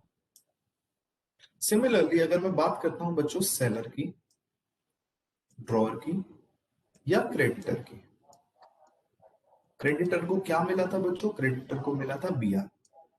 अब इस बीआर की बच्चों डिफरेंट ट्रीटमेंट्स होती हैं। ये बीआर के साथ क्या क्या कर सकता है, सबसे पहला ये बीआर को अपने पास रखेगा, किसी को नहीं दे रहा, रिटेन करेगा कब तक, जब तक मेच्योरिटी नहीं आ जाती। और जैसे ही मेच्योरिटी आ जाएगी बच्चों, ये मेच्योरिटी वाले दिन एक एंट्री कर देगा। क्या एंट्री करेगा? अगर पैसे मिल गए तो बैंक अकाउंट डेबिट, अगर पैसे नहीं मिले तो डेटर अकाउंट डेबिट। ठीक है, अगर पैसे मिल गए तो ये गएगा bank account debit to BR. BR खत्म कर दिया क्रेडिट करके और बैंक से पैसे मिल गए। बाई चांस पैसे नहीं मिले तो ये डेटर से वापस एक और एसेट बना लेगा अपने डेटर को। लेकिन कब? जब पैसे नहीं मिलेंगे। सो पैसे नहीं मिलेंगे तो एंट्री होगी debtor account debit to BR. Second, ये अपने बीआर को डिस्काउंट करवा सकता है। और डिस्काउंट क्या होता है? जब भी जो बच्चे सेकंड ग्रुप में आएंगे तो बच्चों आप बैंकिंग कंपनी पढ़ोगे, वहां बैंक के पॉइंट ऑफ व्यू से पढ़ोगे कि जब बैंक डिस्काउंट करता है तो हम तो जब डिस्काउंट करते हैं डिस्काउंटिंग चार्जेस पे करने पड़ते हैं, पर बैंक के लिए वो इनकम होती है। सो ये पॉइंट हम कॉन्सेप्ट बाद में करेंगे जब आप सेकंड ग्रुप में आओगे। ओके, सो डिस्काउंट अगर आपने करवा लिया तो बच्चों डिस्काउंट बैंक से ही होता है। तो टू बीआर आना तो जरूर है, क्योंकि बीआर खत्म होगा अगर आप डिस्काउंट कराओगे। तो एंट्री क्या होगी? Bank account debit, and bank के अलावा डिस्काउंटिंग चार्जेस अकाउंट डेबिट। ये कब होगी एंट्री बच्चों? जिस दिन आप क्या कराओगे, जिस दिन आप डिस्काउंट कराओगे। अब ये तो हुई डिस्काउंट वाले दिन एंट्री, फिर आएगी मैच्योरिटी वाली डेट। अब जब भी मैच्योरिटी की डेट आएगी बच्चों, मैच्योरिटी के डेट के दिन अगेन दो ही चीज हो सकती है। अगर बच्चों स्माइली बनाया मैंने हंसता हुआ तो दैट मींस पेमेंट हो गई, अगर मैंने सैड बनाया दैट मींस पेमेंट नहीं हुई, डिसऑनर हो गया। अगर तो पेमेंट हो गई तो क्या कोई जर्नल एंट्री पास होगी? Answer is no. क्यों? क्योंकि बीआर किसके पास? बीआर तो बैंक को दे दिया। सो पेमेंट होगी तो पेमेंट किसको मिलेगी? बैंक को। लेकिन अगर बीआर डिसऑनर हो गया दैट मींस सेट स्माइली, अगर पेमेंट नहीं मिली तो ये डिसऑनर की एंट्री करेगा। एंड याद रखना बच्चों डिसऑनर की ये वाली एंट्री ही रहेगी हमेशा, debtor account debit to BR. तो अगर पैसे नहीं मिले तो ये डेटर अकाउंट डेबिट तो करेगा, बट क्या बीआर को क्रेडिट कर सकता है? Answer is no sir, BR को तो इसने पहले ही क्रेडिट करके बुक से खत्म कर दिया। तो किसको क्रेडिट करेगा? जिससे इसने पैसे जिसको इसने पैसे देने हैं। अब भाई मैं बैंक के पास गया और मैंने बैंक से कहा कि ये लो आपको 50 रुपए अगले महीने मिल जाएंगे, आप मेरे को आज 45 रुपए दे दो। तो बैंक को 5 की इनकम मिल गई, बैंक ने कहा ठीक है। पर जब 50 रुपए मिलने का टाइम आया तो डिसऑनर हो गया। तो अब 50 रुपए कौन देगा? जिसने बिल दिया था। बिल किसने दिया था? भाई जिसके पास, जिसने ये एंट्री करी, क्रेडिटर ने अपने बुक में एंट्री करी, bank account debit to discounting charges to BR, sorry bank debit discounting charges debit to B R.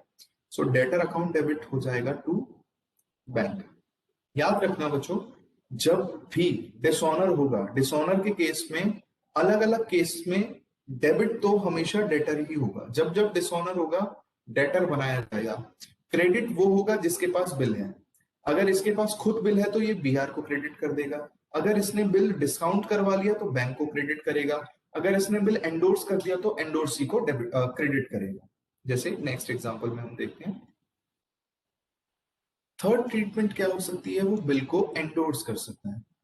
और अगर बच्चों ये बिल को एंडोर्स कर देगा तो जिस दिन एंडोर्स करेगा ये एंट्री करेगा डेबिट द रिसीवर। रिसीवर कौन? जिसको हम एंडोर्स कर रहे हैं। Endorsee account debit to BR. अब endorsee account debit to BR फिर से दो चीज होंगी मैच्योरिटी पे, या तो पेमेंट हो जाएगी या फिर पेमेंट नहीं होगी। तो आपका नेट स्लो होगा बच्चों, वरना ये क्लियर ही होगा। सो अगर एंडोर्सी को पेमेंट रिसीव हो गई तो एंडोर्सी अपने बुक्स में एंट्री करेगा। जो भी करेगा उससे मुझे मतलब नहीं है। सो एंडोर्सी अपनी बुक में एंट्री करेगा, मतलब ये अगेन कोई एंट्री नहीं करेगा। अगर हमारे पास बिल की पेमेंट हो गई लेकिन बिल की पेमेंट नहीं हुई तो क्या एंट्री करेगा? Debtor account debit. फिर से डेटर बना देगा। डेटर कौन है इसका? बी, हमारे इस प्रेजेंट केस में। To debtor account debit to endorsee. Endorsee कौन था? एंडोर्सी था मेरा क्रेडिटर, जिसको मैंने कहा ये 100 रुपए ले लो अगले महीने पैसे मिल जाएंगे, या 100 रुपए का बिल ले लो अगले महीने पैसे मिल जाएंगे। बट बिल डिसऑनर हो गया तो पैसे नहीं मिले, एंड पैसे नहीं मिले तो एंडोर्सी को वापस क्रेडिट करके एंडोर्सी को क्या बना देगा? अपना क्रेडिट। ठीक है बच्चों। ज्यादा समझने के लिए हम क्या करते हैं, हम अपने टेक्स्ट बुक के कुछ इलस्ट्रेशंस लेके चलते हैं जिससे हमें थोड़ा सा और अच्छा और थोड़ा सा ज्यादा समझ आए। तो मैं कुछ इलस्ट्रेशन आपको करवा देता हूँ। देखो सारी तो बच्चों प्रैक्टिकली पॉसिबल नहीं है मैं आपको करवा पाऊँ, बट एक इलस्ट्रेशन ऐसी है जो मुझे करवानी है, क्योंकि बिल्स ऑफ एक्सचेंज से अगर एग्जाम में क्वेश्चन आता है तो वही होगा जो मैं करवाऊंगा आपको। उसको करवाने के लिए ऐसी एक आड़ा टेढ़ा सा क्वेश्चन ले लेते हैं। सर एक क्या छूट गया, फिर से बताना। एक चैप्टर छूट गया क्या? एंडोर्स वाली एंट्री दिखाना एक बार। अरे दिखाना क्या, अभी करता हूं ना क्वेश्चन में, देखो सीधा एग्जांपल में देखो।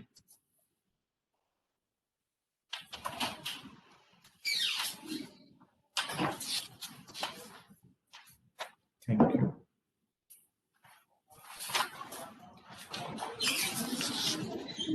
Bill send to collection. हाँ बच्चों, मैंने बिल सेंड टू कलेक्शन नहीं करवाया क्योंकि फर्जी है बच्चों। जिसने ये लिखा बिल सेंड टू कलेक्शन उससे आती है, मुझे पता है।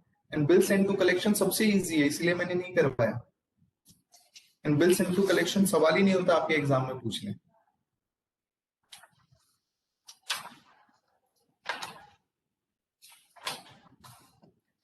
चलो बच्चों, पहले मैं एक अच्छा सा क्वेश्चन के लिए ढूंढ लूं।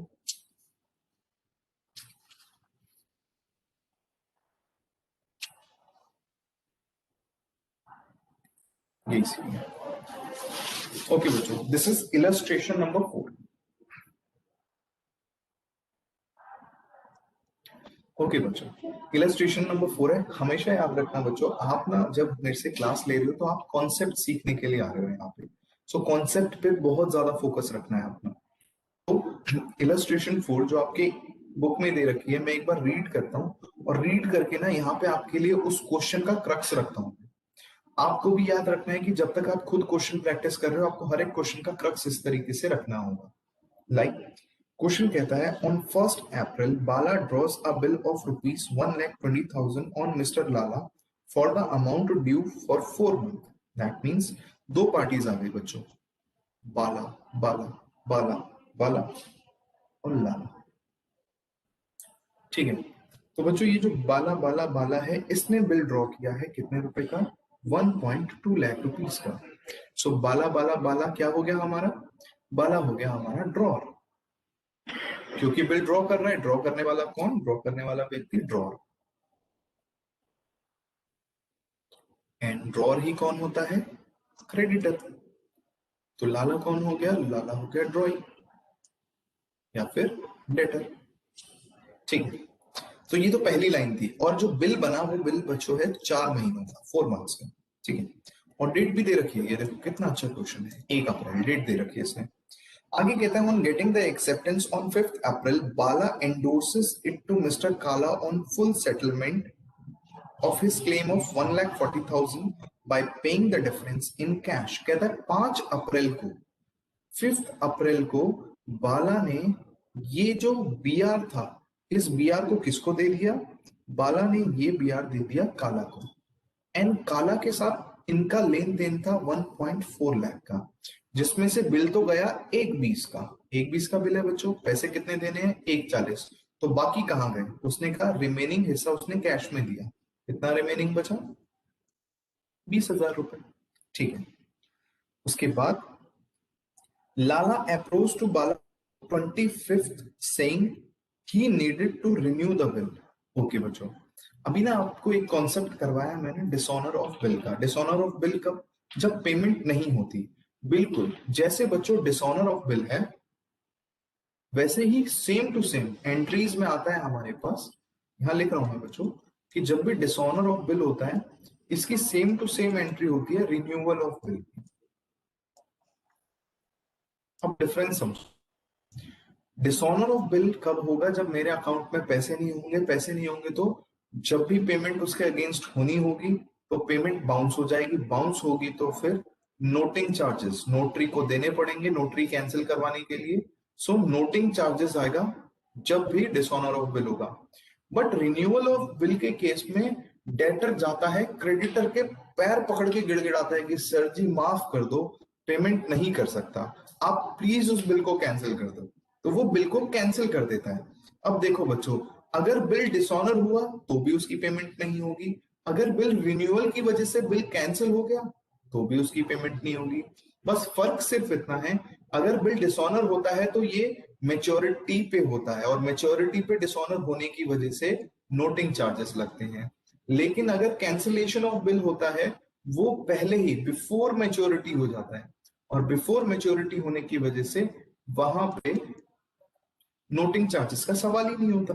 ठीक है, तो ये तो एक कॉन्सेप्ट हो गया हमारे पास। खैर, यहां से पता चला कि भाई लाला के पास पैसे नहीं थे, ये बाला के पास गया और बाला के पास जाके गिड़गिड़ाया कि भाई साहब मेरे पास पैसे नहीं है, इस बिल को रिन्यू कर दो। ठीक है, ऑन अप्रोच्ड ऑन 25 जुलाई, 25 जुलाई को इसने ऐसा बोला था। आगे कहता है saying that he is needed to renew the bill for a further of 4 months at an interest 12% per annum. Bala accepted. ठीक है, तो बाला ने क्या किया, बाला ने बिल को रिन्यू कर दिया और जब रिन्यू करेगा बिल तो इंटरेस्ट लेगा। हमेशा याद रखना इंटरेस्ट पोस्ट पीरियड का होता है जिसके लिए नया बिल एप्लीकेबल होगा। फिर से 4 मंथ का एक और न्यू बिल बनेगा और न्यू बिल प्लस साथ में 12% इंटरेस्ट भी देना पड़ेगा। फ्री में थोड़ी वो कहेगा कि पहले भाई 4 महीने का बिल था, 4 महीने से हम आपको 8 महीने का बिल कर देंगे, तो नेक्स्ट जो 4 महीने एक्स्ट्रा मिल रहे हैं आपको उसका इंटरेस्ट देना पड़ेगा। ठीक है, मान गया। A fresh bill included interest was accepted by Lala on 1 अगस्त। ठीक है, 1 अगस्त को लाला ने फ्रेश बिल ले लिया एंड उसके आगे बाला सेटल द लाइबिलिटी ऑफ काला बाय चेक। ठीक है, अब भाई बाला ने पहले तो इसको 140 के अगेंस्ट पेमेंट करी थी लेकिन पेमेंट हुई नहीं, फिर बाला ने बाद में इसको एक चेक दे दिया।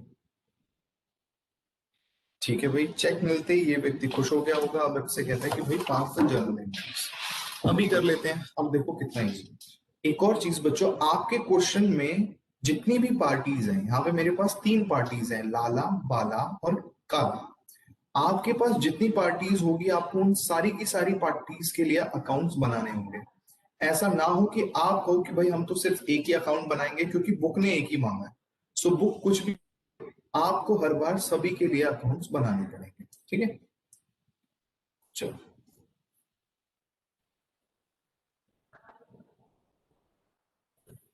तो हमारे पास 3 पार्टीज हैं। कौन कौन?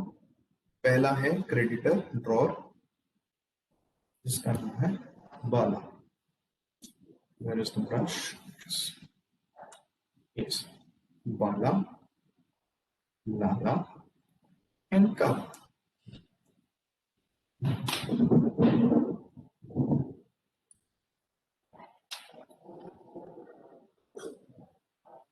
ओके बच्चों, सबसे पहले हम एंट्री करते हैं। उसने कहा था क्वेश्चन शुरू होते ही कि 1 अप्रैल को बिल ड्रॉ किया गया, तो 1 अप्रैल को बाला के लिए बिल्स रिसीवेबल अकाउंट बन गया, इसके थ्रू लाला, और लाला के लिए बिल्स पेबल बना through Bala, Bala to BP. I hope ये एंट्री आपको क्लियर होगी। ठीक, उसके बाद बाला गया, बाला ने कहा काला से कि भैया हमारा बिल ले लो और अपनी सेटलमेंट कर लो, लेकिन सेटलमेंट के लिए काला के 1,40,000 रुपए देने थे।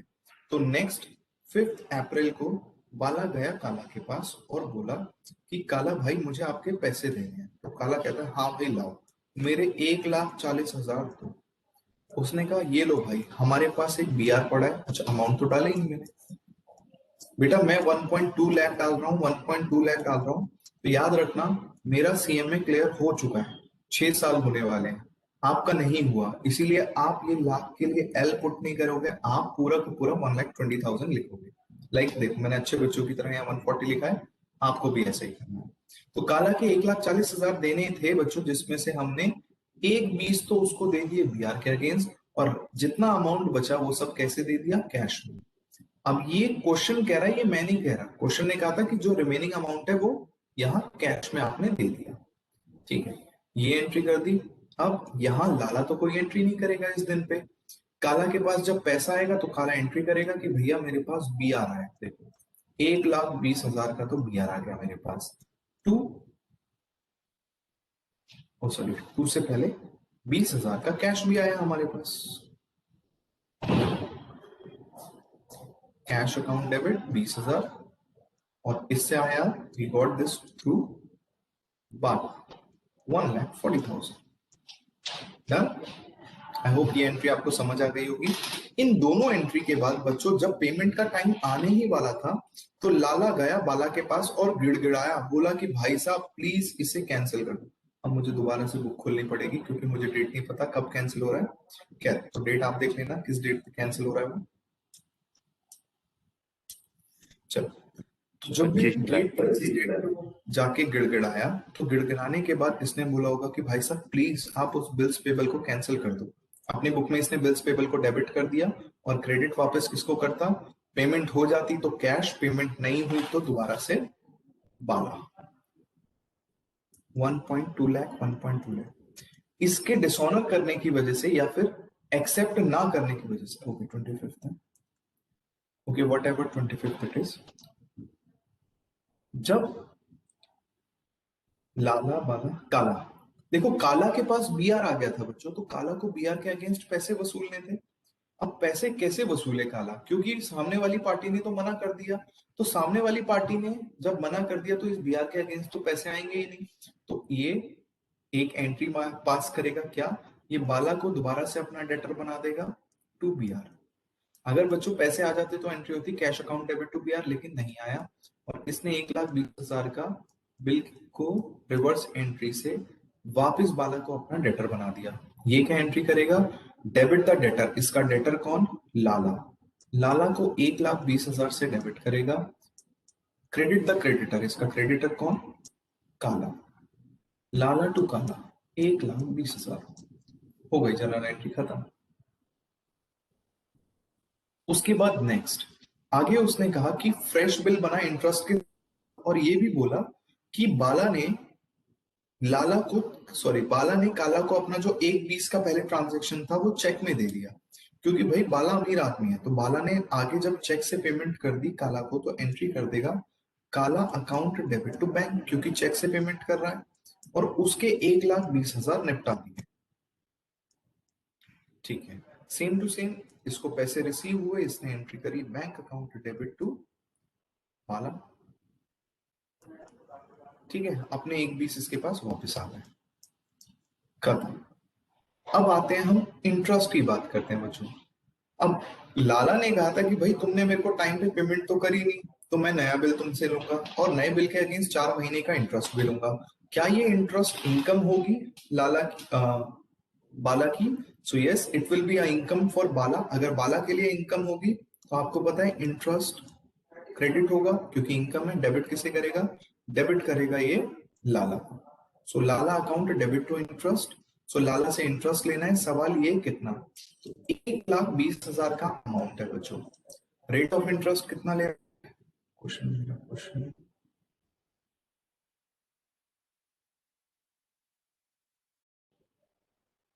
यस 12% का रेट ऑफ इंटरेस्ट है।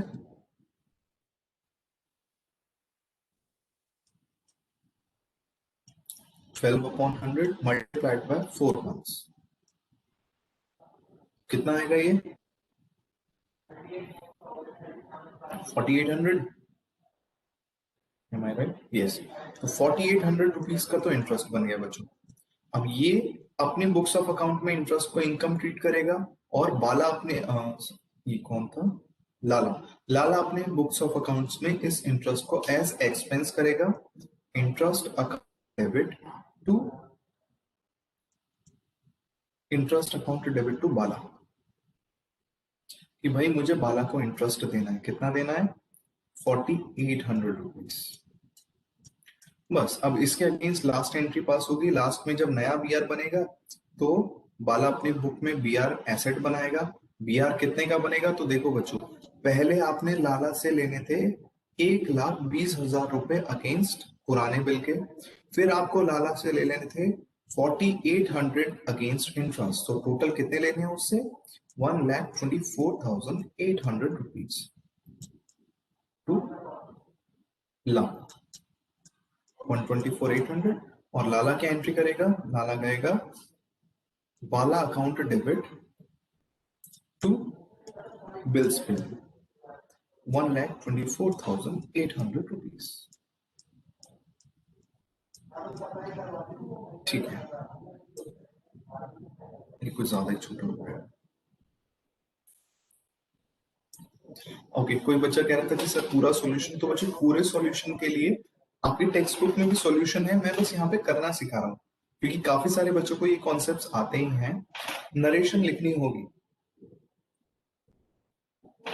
ओके, क्वेश्चन है नरेशन लिखनी होगी क्वेश्चन मार्क। तो बच्चों नरेशन बिल्कुल नहीं लिखनी। जब आप छोटे छोटे बच्चे थे ना 11वीं 12वीं में, तब तक नरेशन कंपलसरी थी। अब नरेशन की कोई इंपॉर्टेंस नहीं है, कोई रिक्वायरमेंट नहीं है। नरेशन में हम लिखते भी क्या थे, जो जर्नल एंट्री में कर रहे हैं वही तो हम नरेशन में लिखते थे। तो अब नरेशन लिखने की कोई जरूरत नहीं। आगे उसने ये भी कहा है कि भैया जो पैसा है ना इसका, वो मैच्योर हो चुका है और वो पैसा मिल चुका है। हाँ बेटा, एग्जाम में भी नहीं लिखना। जब बोल रहा हूँ नहीं लिखना तो कहीं भी नहीं लिखना।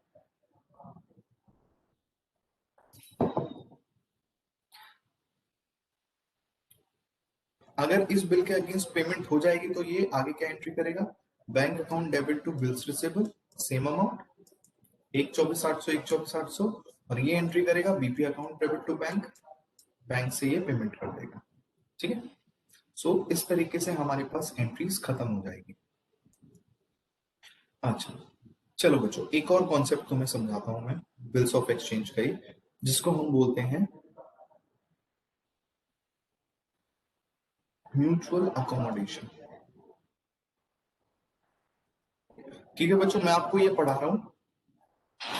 सर अकाउंट बनाते टाइम या नहीं लगते क्या? देखो बच्चों, अगर मैं अपनी स्क्रीन पे ध्यान दूंगा तो मैं आपके क्वेश्चन कैसे देख पाऊंगा, तो इसीलिए मैं क्वेश्चन नहीं देख पाया, इसको पर्सनली पूछना। म्यूचुअल अकोमोडेशन, ठीक है बच्चों, मैं आपको म्यूचुअल अकोमोडेशन समझा रहा हूँ।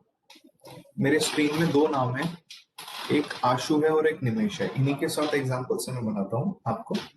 सो बच्चों ये मत सोचना मैं आपको फ्रॉड करना सिखा रहा हूँ, मैं आपको ऐसा बिल्कुल नहीं सिखा रहा हूँ। ठीक है, म्यूचुअल अकोमोडेशन होता क्या है? बिल्स ऑफ एक्सचेंज में आपको पता है एक बंदा बिल ड्रॉ करता है, दूसरे बंदे को उसके अगेंस्ट पेमेंट करनी होती है। नोटिंग चार्जेस ड्रॉर क्यों पे करता है, ड्रॉई क्यों नहीं पे करता? Very good question. ठीक है, अब मैं अपने मुद्दे से भटक जाऊंगा लेकिन कोई बात नहीं। देखो बच्चों, मैं ड्रॉर, आप ड्रॉई, आपने मुझे पैसे देने हैं, तो मैं कहता हूं ये लो बिल्स, इस बिल ऑफ एक्सचेंज में लिखा है आप मुझे 100 रुपए दोगे, आप साइन कर देते हो, मेरे पास बिल ऑफ एक्सचेंज है। मैंने इस बिल ऑफ एक्सचेंज को, पैसे किसको मिलने हैं? मुझे, मैं कौन? ड्रॉर। मैंने इस बिल ऑफ एक्सचेंज को बैंक को दे दिया, मैंने कहा कि भैया अगले महीने इसके अगेंस्ट 100 रुपए आएंगे, मेरे बैंक में डाल देना।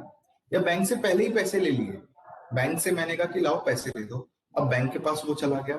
खैर मैंने बैंक को दिया, एंडोर्स किया या कुछ भी किया हो, एक लीगल डॉक्यूमेंट तो था ना, नोटरी पे बनता है वो पेपर। और उसके बाद जब उसकी बात नहीं मानी जाती, तो नहीं मानी जाती, या फिर आपको जब पेमेंट होनी थी तो पेमेंट नहीं हुई, पेमेंट ना होने की वजह से क्या हुआ, बोलते हैं पेमेंट बाउंस हो गई। जैसे आपने कभी चेक के नाम पर सुना होगा, किसी को चेक दिया नहीं किया तो 285 रुपए बाउंसिंग चार्जेस लग जाते हैं। तो जब वो बाउंसिंग चार्जेस लगते हैं बच्चों, तो बाउंसिंग चार्जेस पे कौन करता है? देखो, पेमेंट आपको करनी थी, पेमेंट आपने नहीं करी, लेकिन बाउंस हुआ तो वो चार्जेस किसने पे किए? नोटिंग चार्जेस किसने पे किए? नोटिंग चार्जेस मैंने पे किए। इसको पूरा बंद कर दो प्लीज। यस, नोटिंग चार्जेस जो होते हैं बच्चों, नोटिंग चार्जेस किसने पे किए? नोटिंग चार्जेस पे किए मैंने। बट क्या ये मेरा पर्सनल खुद का एक्सपेंस था? नहीं, ये एक्सपेंस इसलिए हुआ क्योंकि सामने वाली पार्टी ने पैसे नहीं दिए। इसीलिए मैं कभी भी अपने बुक्स ऑफ अकाउंट में नोटिंग चार्जेस को सेपरेटली दिखाऊंगा ही नहीं, ना ही वो मेरा एक्सपेंस ना ही मेरा इनकम। मैंने तो बस दे दिए, लेकिन बाद में मैं वो आपसे रिकवर कर लूंगा, आपसे बोले तो मैं अपने ड्रॉइंग से रिकवर कर लूंगा। इसीलिए नोटिंग चार्जेस सिर्फ और सिर्फ ड्रॉइंग के बुक ऑफ अकाउंट में डेबिट होते हैं एज एक्सपेंस। बिल्कुल सही, रिम्बर्स किए जाते हैं, बट रिम्बर्स मोस्टली बच्चों इनकम के लिए यूज होता है। ठीक है, now come to the mutual accommodation. सिर्फ 19 मिनट है बच्चों हमारे पास, 19 मिनट। म्यूचुअल अकोमोडेशन क्या होता है बच्चों? आपसी फायदा। तो यस, आशु एंड निमेश। सोचो बच्चों, आशु और निमेश, ये दो हमारे साथी, हमारे दोस्त, हमारे सखे लोग हैं जो क्लास ले रहे हैं। ये दोनों लोग सोचते हैं चल भाई एक बिजनेस करते हैं। तो आशु ने कहा हाँ भाई बड़ा बिजनेस करेंगे, निमेश ने कहा नहीं नहीं उससे और थोड़ा सा बड़ा करेंगे। तो दोनों की बात चल रही थी, फिर बात आई चल ठीक है भाई तू बता तेरे पास कितने पैसे। एक ने कहा भाई मेरे पास तो 52 रुपए। उसने कहा तेरे पास कितने हैं? कह रहे तेरे से थोड़े से ज्यादा है, मेरे पास 53 रुपए। अब क्या 53 रुपए से ये लोग बिजनेस स्टार्ट कर सकते हैं? आंसर इज नो, कोई बिजनेस स्टार्ट नहीं कर सकते आप 53 रुपए से। ठीक है, बस सट्टा खेल सकते हो 53 रुपए से। खैर, सो इन्होंने एक आइडिया नहीं लगाया, इन्होंने कहा यार हमने बिल्स ऑफ एक्सचेंज तो पढ़ा है, 11वीं में भी पढ़ लिया, सीएमए में सर ने भी पढ़ा दिया था, अगर मैं तेरे ऊपर एक बिल ड्रॉ कर दूं तू उसे एक्सेप्ट कर ले, मैं 3 महीने का बिल बनाता हूँ और मैं क्योंकि ड्रॉर में हूं, मैं आशु ये बात कह रहा है क्योंकि आशु थोड़ा सा चालाक है, तेज है आशु। आशु ने कहा कि भाई मुझे ये दे दे, मैं बैंक के पास जाऊंगा, डिस्काउंट कराऊंगा और 50,000 का बिल बना देते हैं।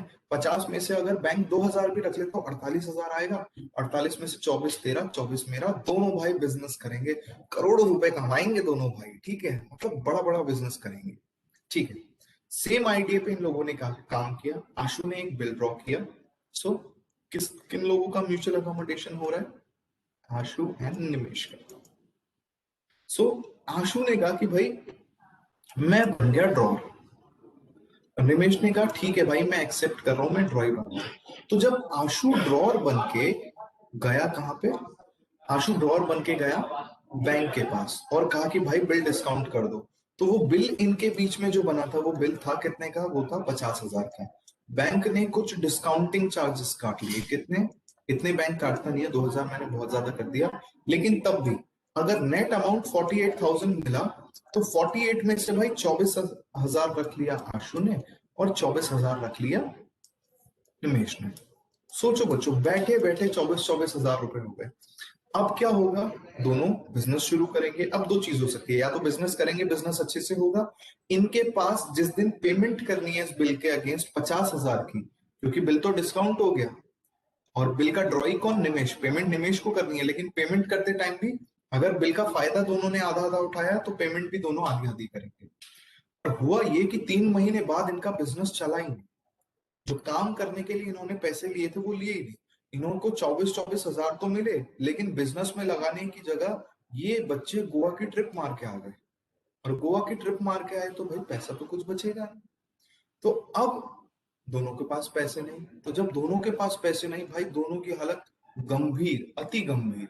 तो अब निमेश ने अपना दिमाग लगाया, निमेश ने कहा भाई एक काम करते हैं, अब ना मैं एक नया बिल ड्रॉ करता हूं और जो न्यू बिल होगा ना वो नया बिल हम 80,000 का ड्रॉ कर लेते हैं। आशु मान गया, कहता ठीक है भाई 80,000 का ड्रॉ करते हैं।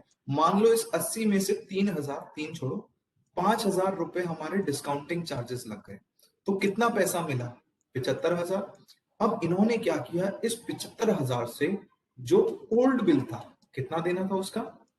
50,000। ओल्ड बिल को सेटल कर दिया, कितना बचा? 25,000।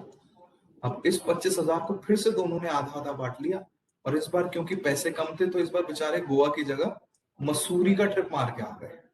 ठीक है, देखो ट्रिप मारना जरूरी है भाई, घूमना फिरना बहुत जरूरी है। इस बार मसूरी का ट्रिप मारने आ गए। अब 3 महीने बाद जब इस 75,000 की पेमेंट करने का टाइम आएगा बच्चों, फिर क्या होगा?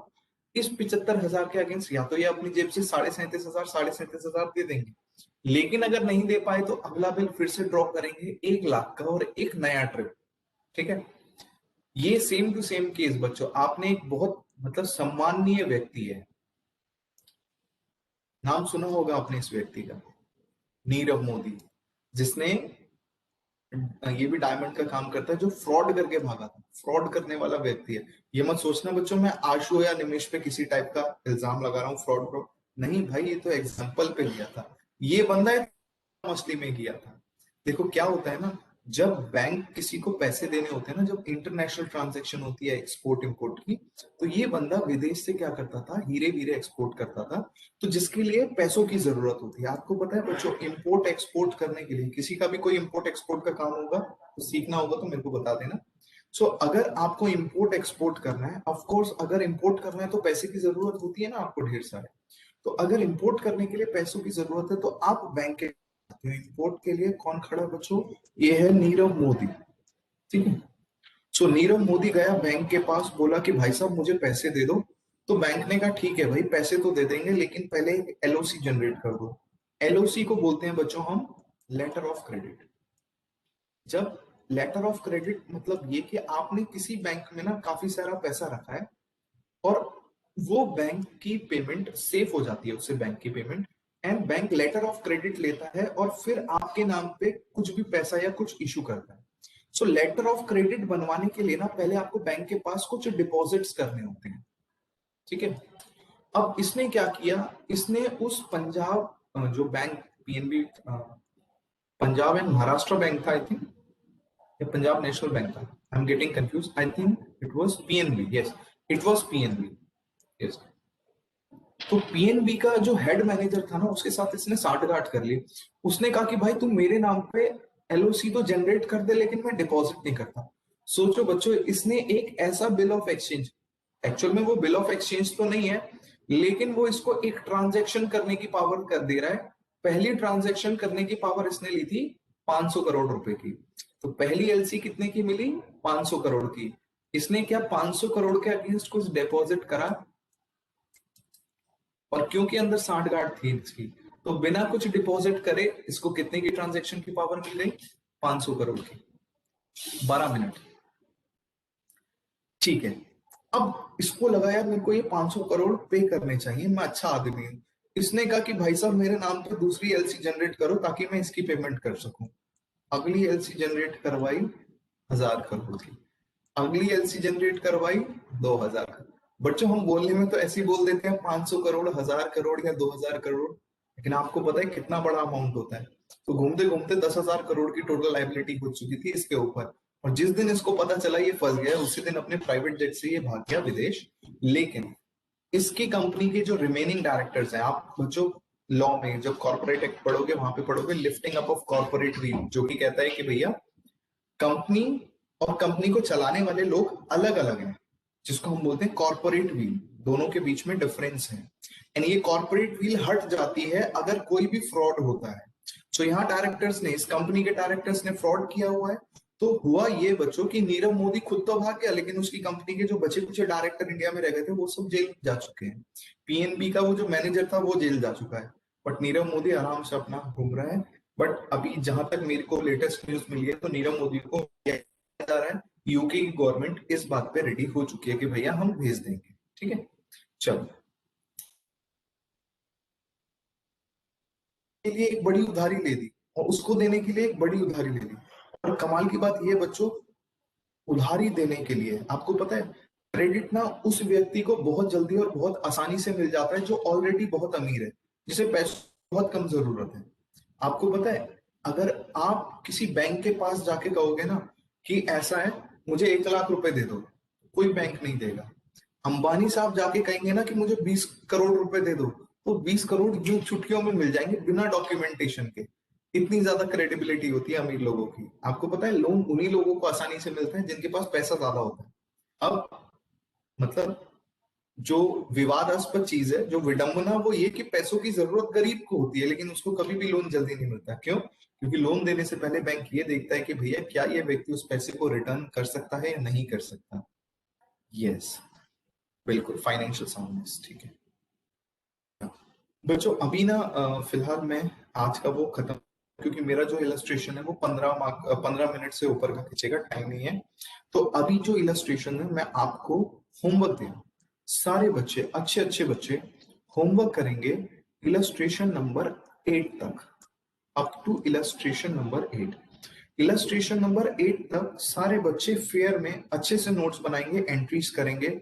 जिस बच्चे से जो एंट्री नहीं होगी वो मेरे को फोटो खींच के देगा कि सर मैं यहाँ पे लाला के लिए भी एंट्री कर रहा था, बाला के लिए भी एंट्री कर रहा था, मैंने सेल की एंट्री कर दी, मैंने बिल को ड्रॉ करने की एंट्री कर दी, लेकिन जब बिल डिसऑनर या फिर रिन्यू हुआ तो मुझे बाला की एंट्री नहीं समझ आ रही। तो जब मैं देखूंगा किसी बच्चे ने ना इतना किया है, क्योंकि देखो 90% चीज आपको आती है, आप यहाँ पे वो 10% चीजें करने आ रहे हो जो आपको नहीं आती है। इस चैप्टर में तो ऑलमोस्ट ऐसा है कि आपको 90% आता है, तो वो हिस्सा आप मेरे से पूछेंगे। क्वेश्चन नंबर 1 to 8 मैं आपको दे रहा हूं करने के लिए, एंड इलस्ट्रेशन नंबर 8 जो वो मैं आपको दोबारा कर रहा हूं। अच्छा, अभी कोई कुछ लिख रहा था, मेरे को बताना फिर से क्या लिखा। Can you please send the financial accounting material PDF? कोई बच्चा PDF भेज देना, वरना मेरे पास सॉफ्ट में है, मेरे को व्हाट्सएप पे कर दो, मैं भेज दूंगा आपको। मैं ग्रुप में हूं तो ग्रुप में मेरा नंबर है। ओके बच्चों, अभी 5 मिनट है हमारे पास ऑनलाइन मिल जाएगा साइट पे, बिल्कुल मिल जाएगा, ऑनलाइन साइट पे मिल जाएगा, वहां से ले लो। ऑनलाइन सब आता है मेरे भाई। और कोई कुछ पूछना चाहता है तो पूछ लो। सर अब प्रैक्टिकली नॉर्म्स थोड़े स्ट्रांग हो गए होंगे ना इसके रिलेटेड, जो फिर से क्लास में। Repeat sir practically repeat. अब नॉर्म्स थोड़े स्ट्रांग हो गए होंगे ना, मतलब जो बिल डिस्काउंट करते हैं उसके रिलेटेड, क्या मतलब सुनाई नहीं दे रहा काफी भाई, आसान है? एक मिनट, आवाज कहाँ है मेरे लैपटॉप की?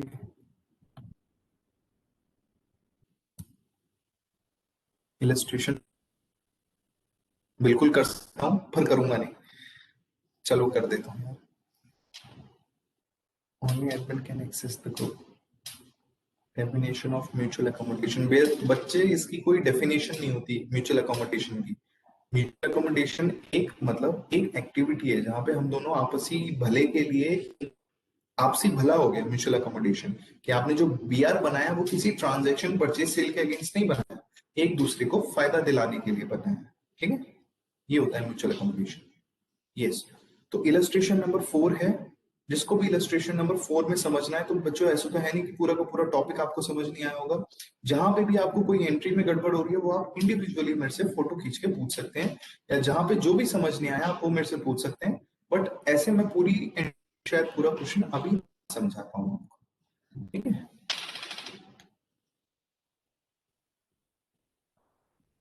बिल्कुल कोई दिक्कत नहीं है।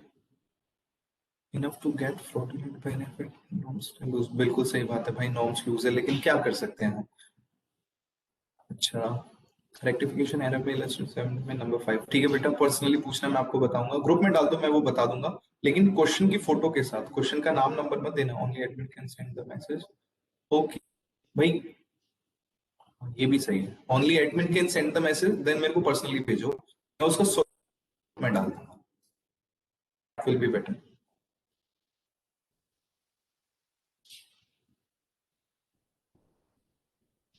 बायर और सेलर क्यों भाई, जिसको पैसे लेने हैं वही बिल ड्रॉ करेगा, कैसी बहकी बहकी बातें कर रहे हो सर। डेप्रिसिएशन से क्वेश्चन आएगा? डेप्रिसिएशन से आज तक कोई भी प्रैक्टिकल क्वेश्चन नहीं आएगा, आया है और आएगा भी नहीं, लेकिन अगर आएगा तो एक क्वेश्चन है, ऐसा नहीं है डेप्रिसिएशन नहीं करवाऊंगा मैं, उसका एक क्वेश्चन कराऊंगा, बाकी स्ट्रेट लाइन मेथड WD वो आप कर ही लोगे। सर म्यूचुअल अकोमोडेशन, भाई साहब बहुत जल्दी जल्दी मैसेज आ रहे हैं, मैं रीड भी नहीं कर पा रहा। चलो ठीक है, ऐसा करते हैं, आज की कक्षा यही हम संपन्न करते हैं। आप लोग रेक्टिफिकेशन ऑफ एरर्स के क्वेश्चन करो, जो डाउट हो वो मेरे को देना, फोटो के साथ देना, ताकि मैं सॉल्यूशन को ग्रुप कर सकूं और सारे बच्चों का जिसका वो डाउट है वो क्लियर हो जाए। दूसरी चीज, बिल्स ऑफ एक्सचेंज के क्वेश्चन जितने हो जाए उतना अच्छा है। एग्जाम के हिसाब से इंपॉर्टेंस बता दो तो गुड न्यूज इस बच्चों, मैंने आपके लिए कुछ वीडियोस बनाई हैं जो कि यूट्यूब पे मैंने डाल दी हैं, लेकिन अभी वो एक्टिव नहीं है, उनको थोड़ा सा मैं एडिट करके एक्टिव करूंगा। एंड उन वीडियोस में मैंने यही दे रखा है कि कम टाइम में कैसे पढ़ना है या किन टॉपिक को प्रेफरेंस देके पढ़ना है हमें। टॉपिक या वीडियोस जो है that is how to get exemption in your subject. तो मैंने अकाउंट्स, लॉ, टैक्स एंड इनकी वीडियोस कर रखी है, तो आप देखना, टाइम कम है, देखो पढ़ 100% सिलेबस करना है, लेकिन प्रेफरेंस क्या रहेगी उस पर फोकस करना, क्योंकि जो क्लास आप यहाँ ले रहे हो they are not enough, they are not enough, क्योंकि टाइम बहुत कम है। तो आपको हमेशा अपना करता रहना है, लेकिन बस यही देखना कि आपको कौन सा टॉपिक कितना करना है। ओ, ऐसा भी होता है? अच्छा, इससे खुद ही बन जाता है, यही चीज तो टेक्नोलॉजी। चलो ठीक है, ये मेरे को किसने करवाया था, जिसने भी ये करवाया था नोट वाला, वो मेरे को समझा दो प्लीज, ये सब मैं कर दूंगा। स्वागत आ गया कुछ भी, सौरभ शेख, ठीक है सौरभ, इट्स योर ड्यूटी कि नेक्स्ट क्लास में आप मेरे को ये यूज करना बता दोगे, उससे पहले पहले चाहे आजकल कभी भी बता देना। चलो ठीक है बच्चों, तो हम लोग अब अपनी कक्षा को समाप्त करते हैं। बहुत अच्छा लगा आपकी क्लास लेके, बहुत मजा आया आपको पढ़ा के, पता ही नहीं चला कि कब पढ़ाया कितना पढ़ाया। अब ये मत बोलना सर हमें भी पता नहीं चला क्या पढ़ा।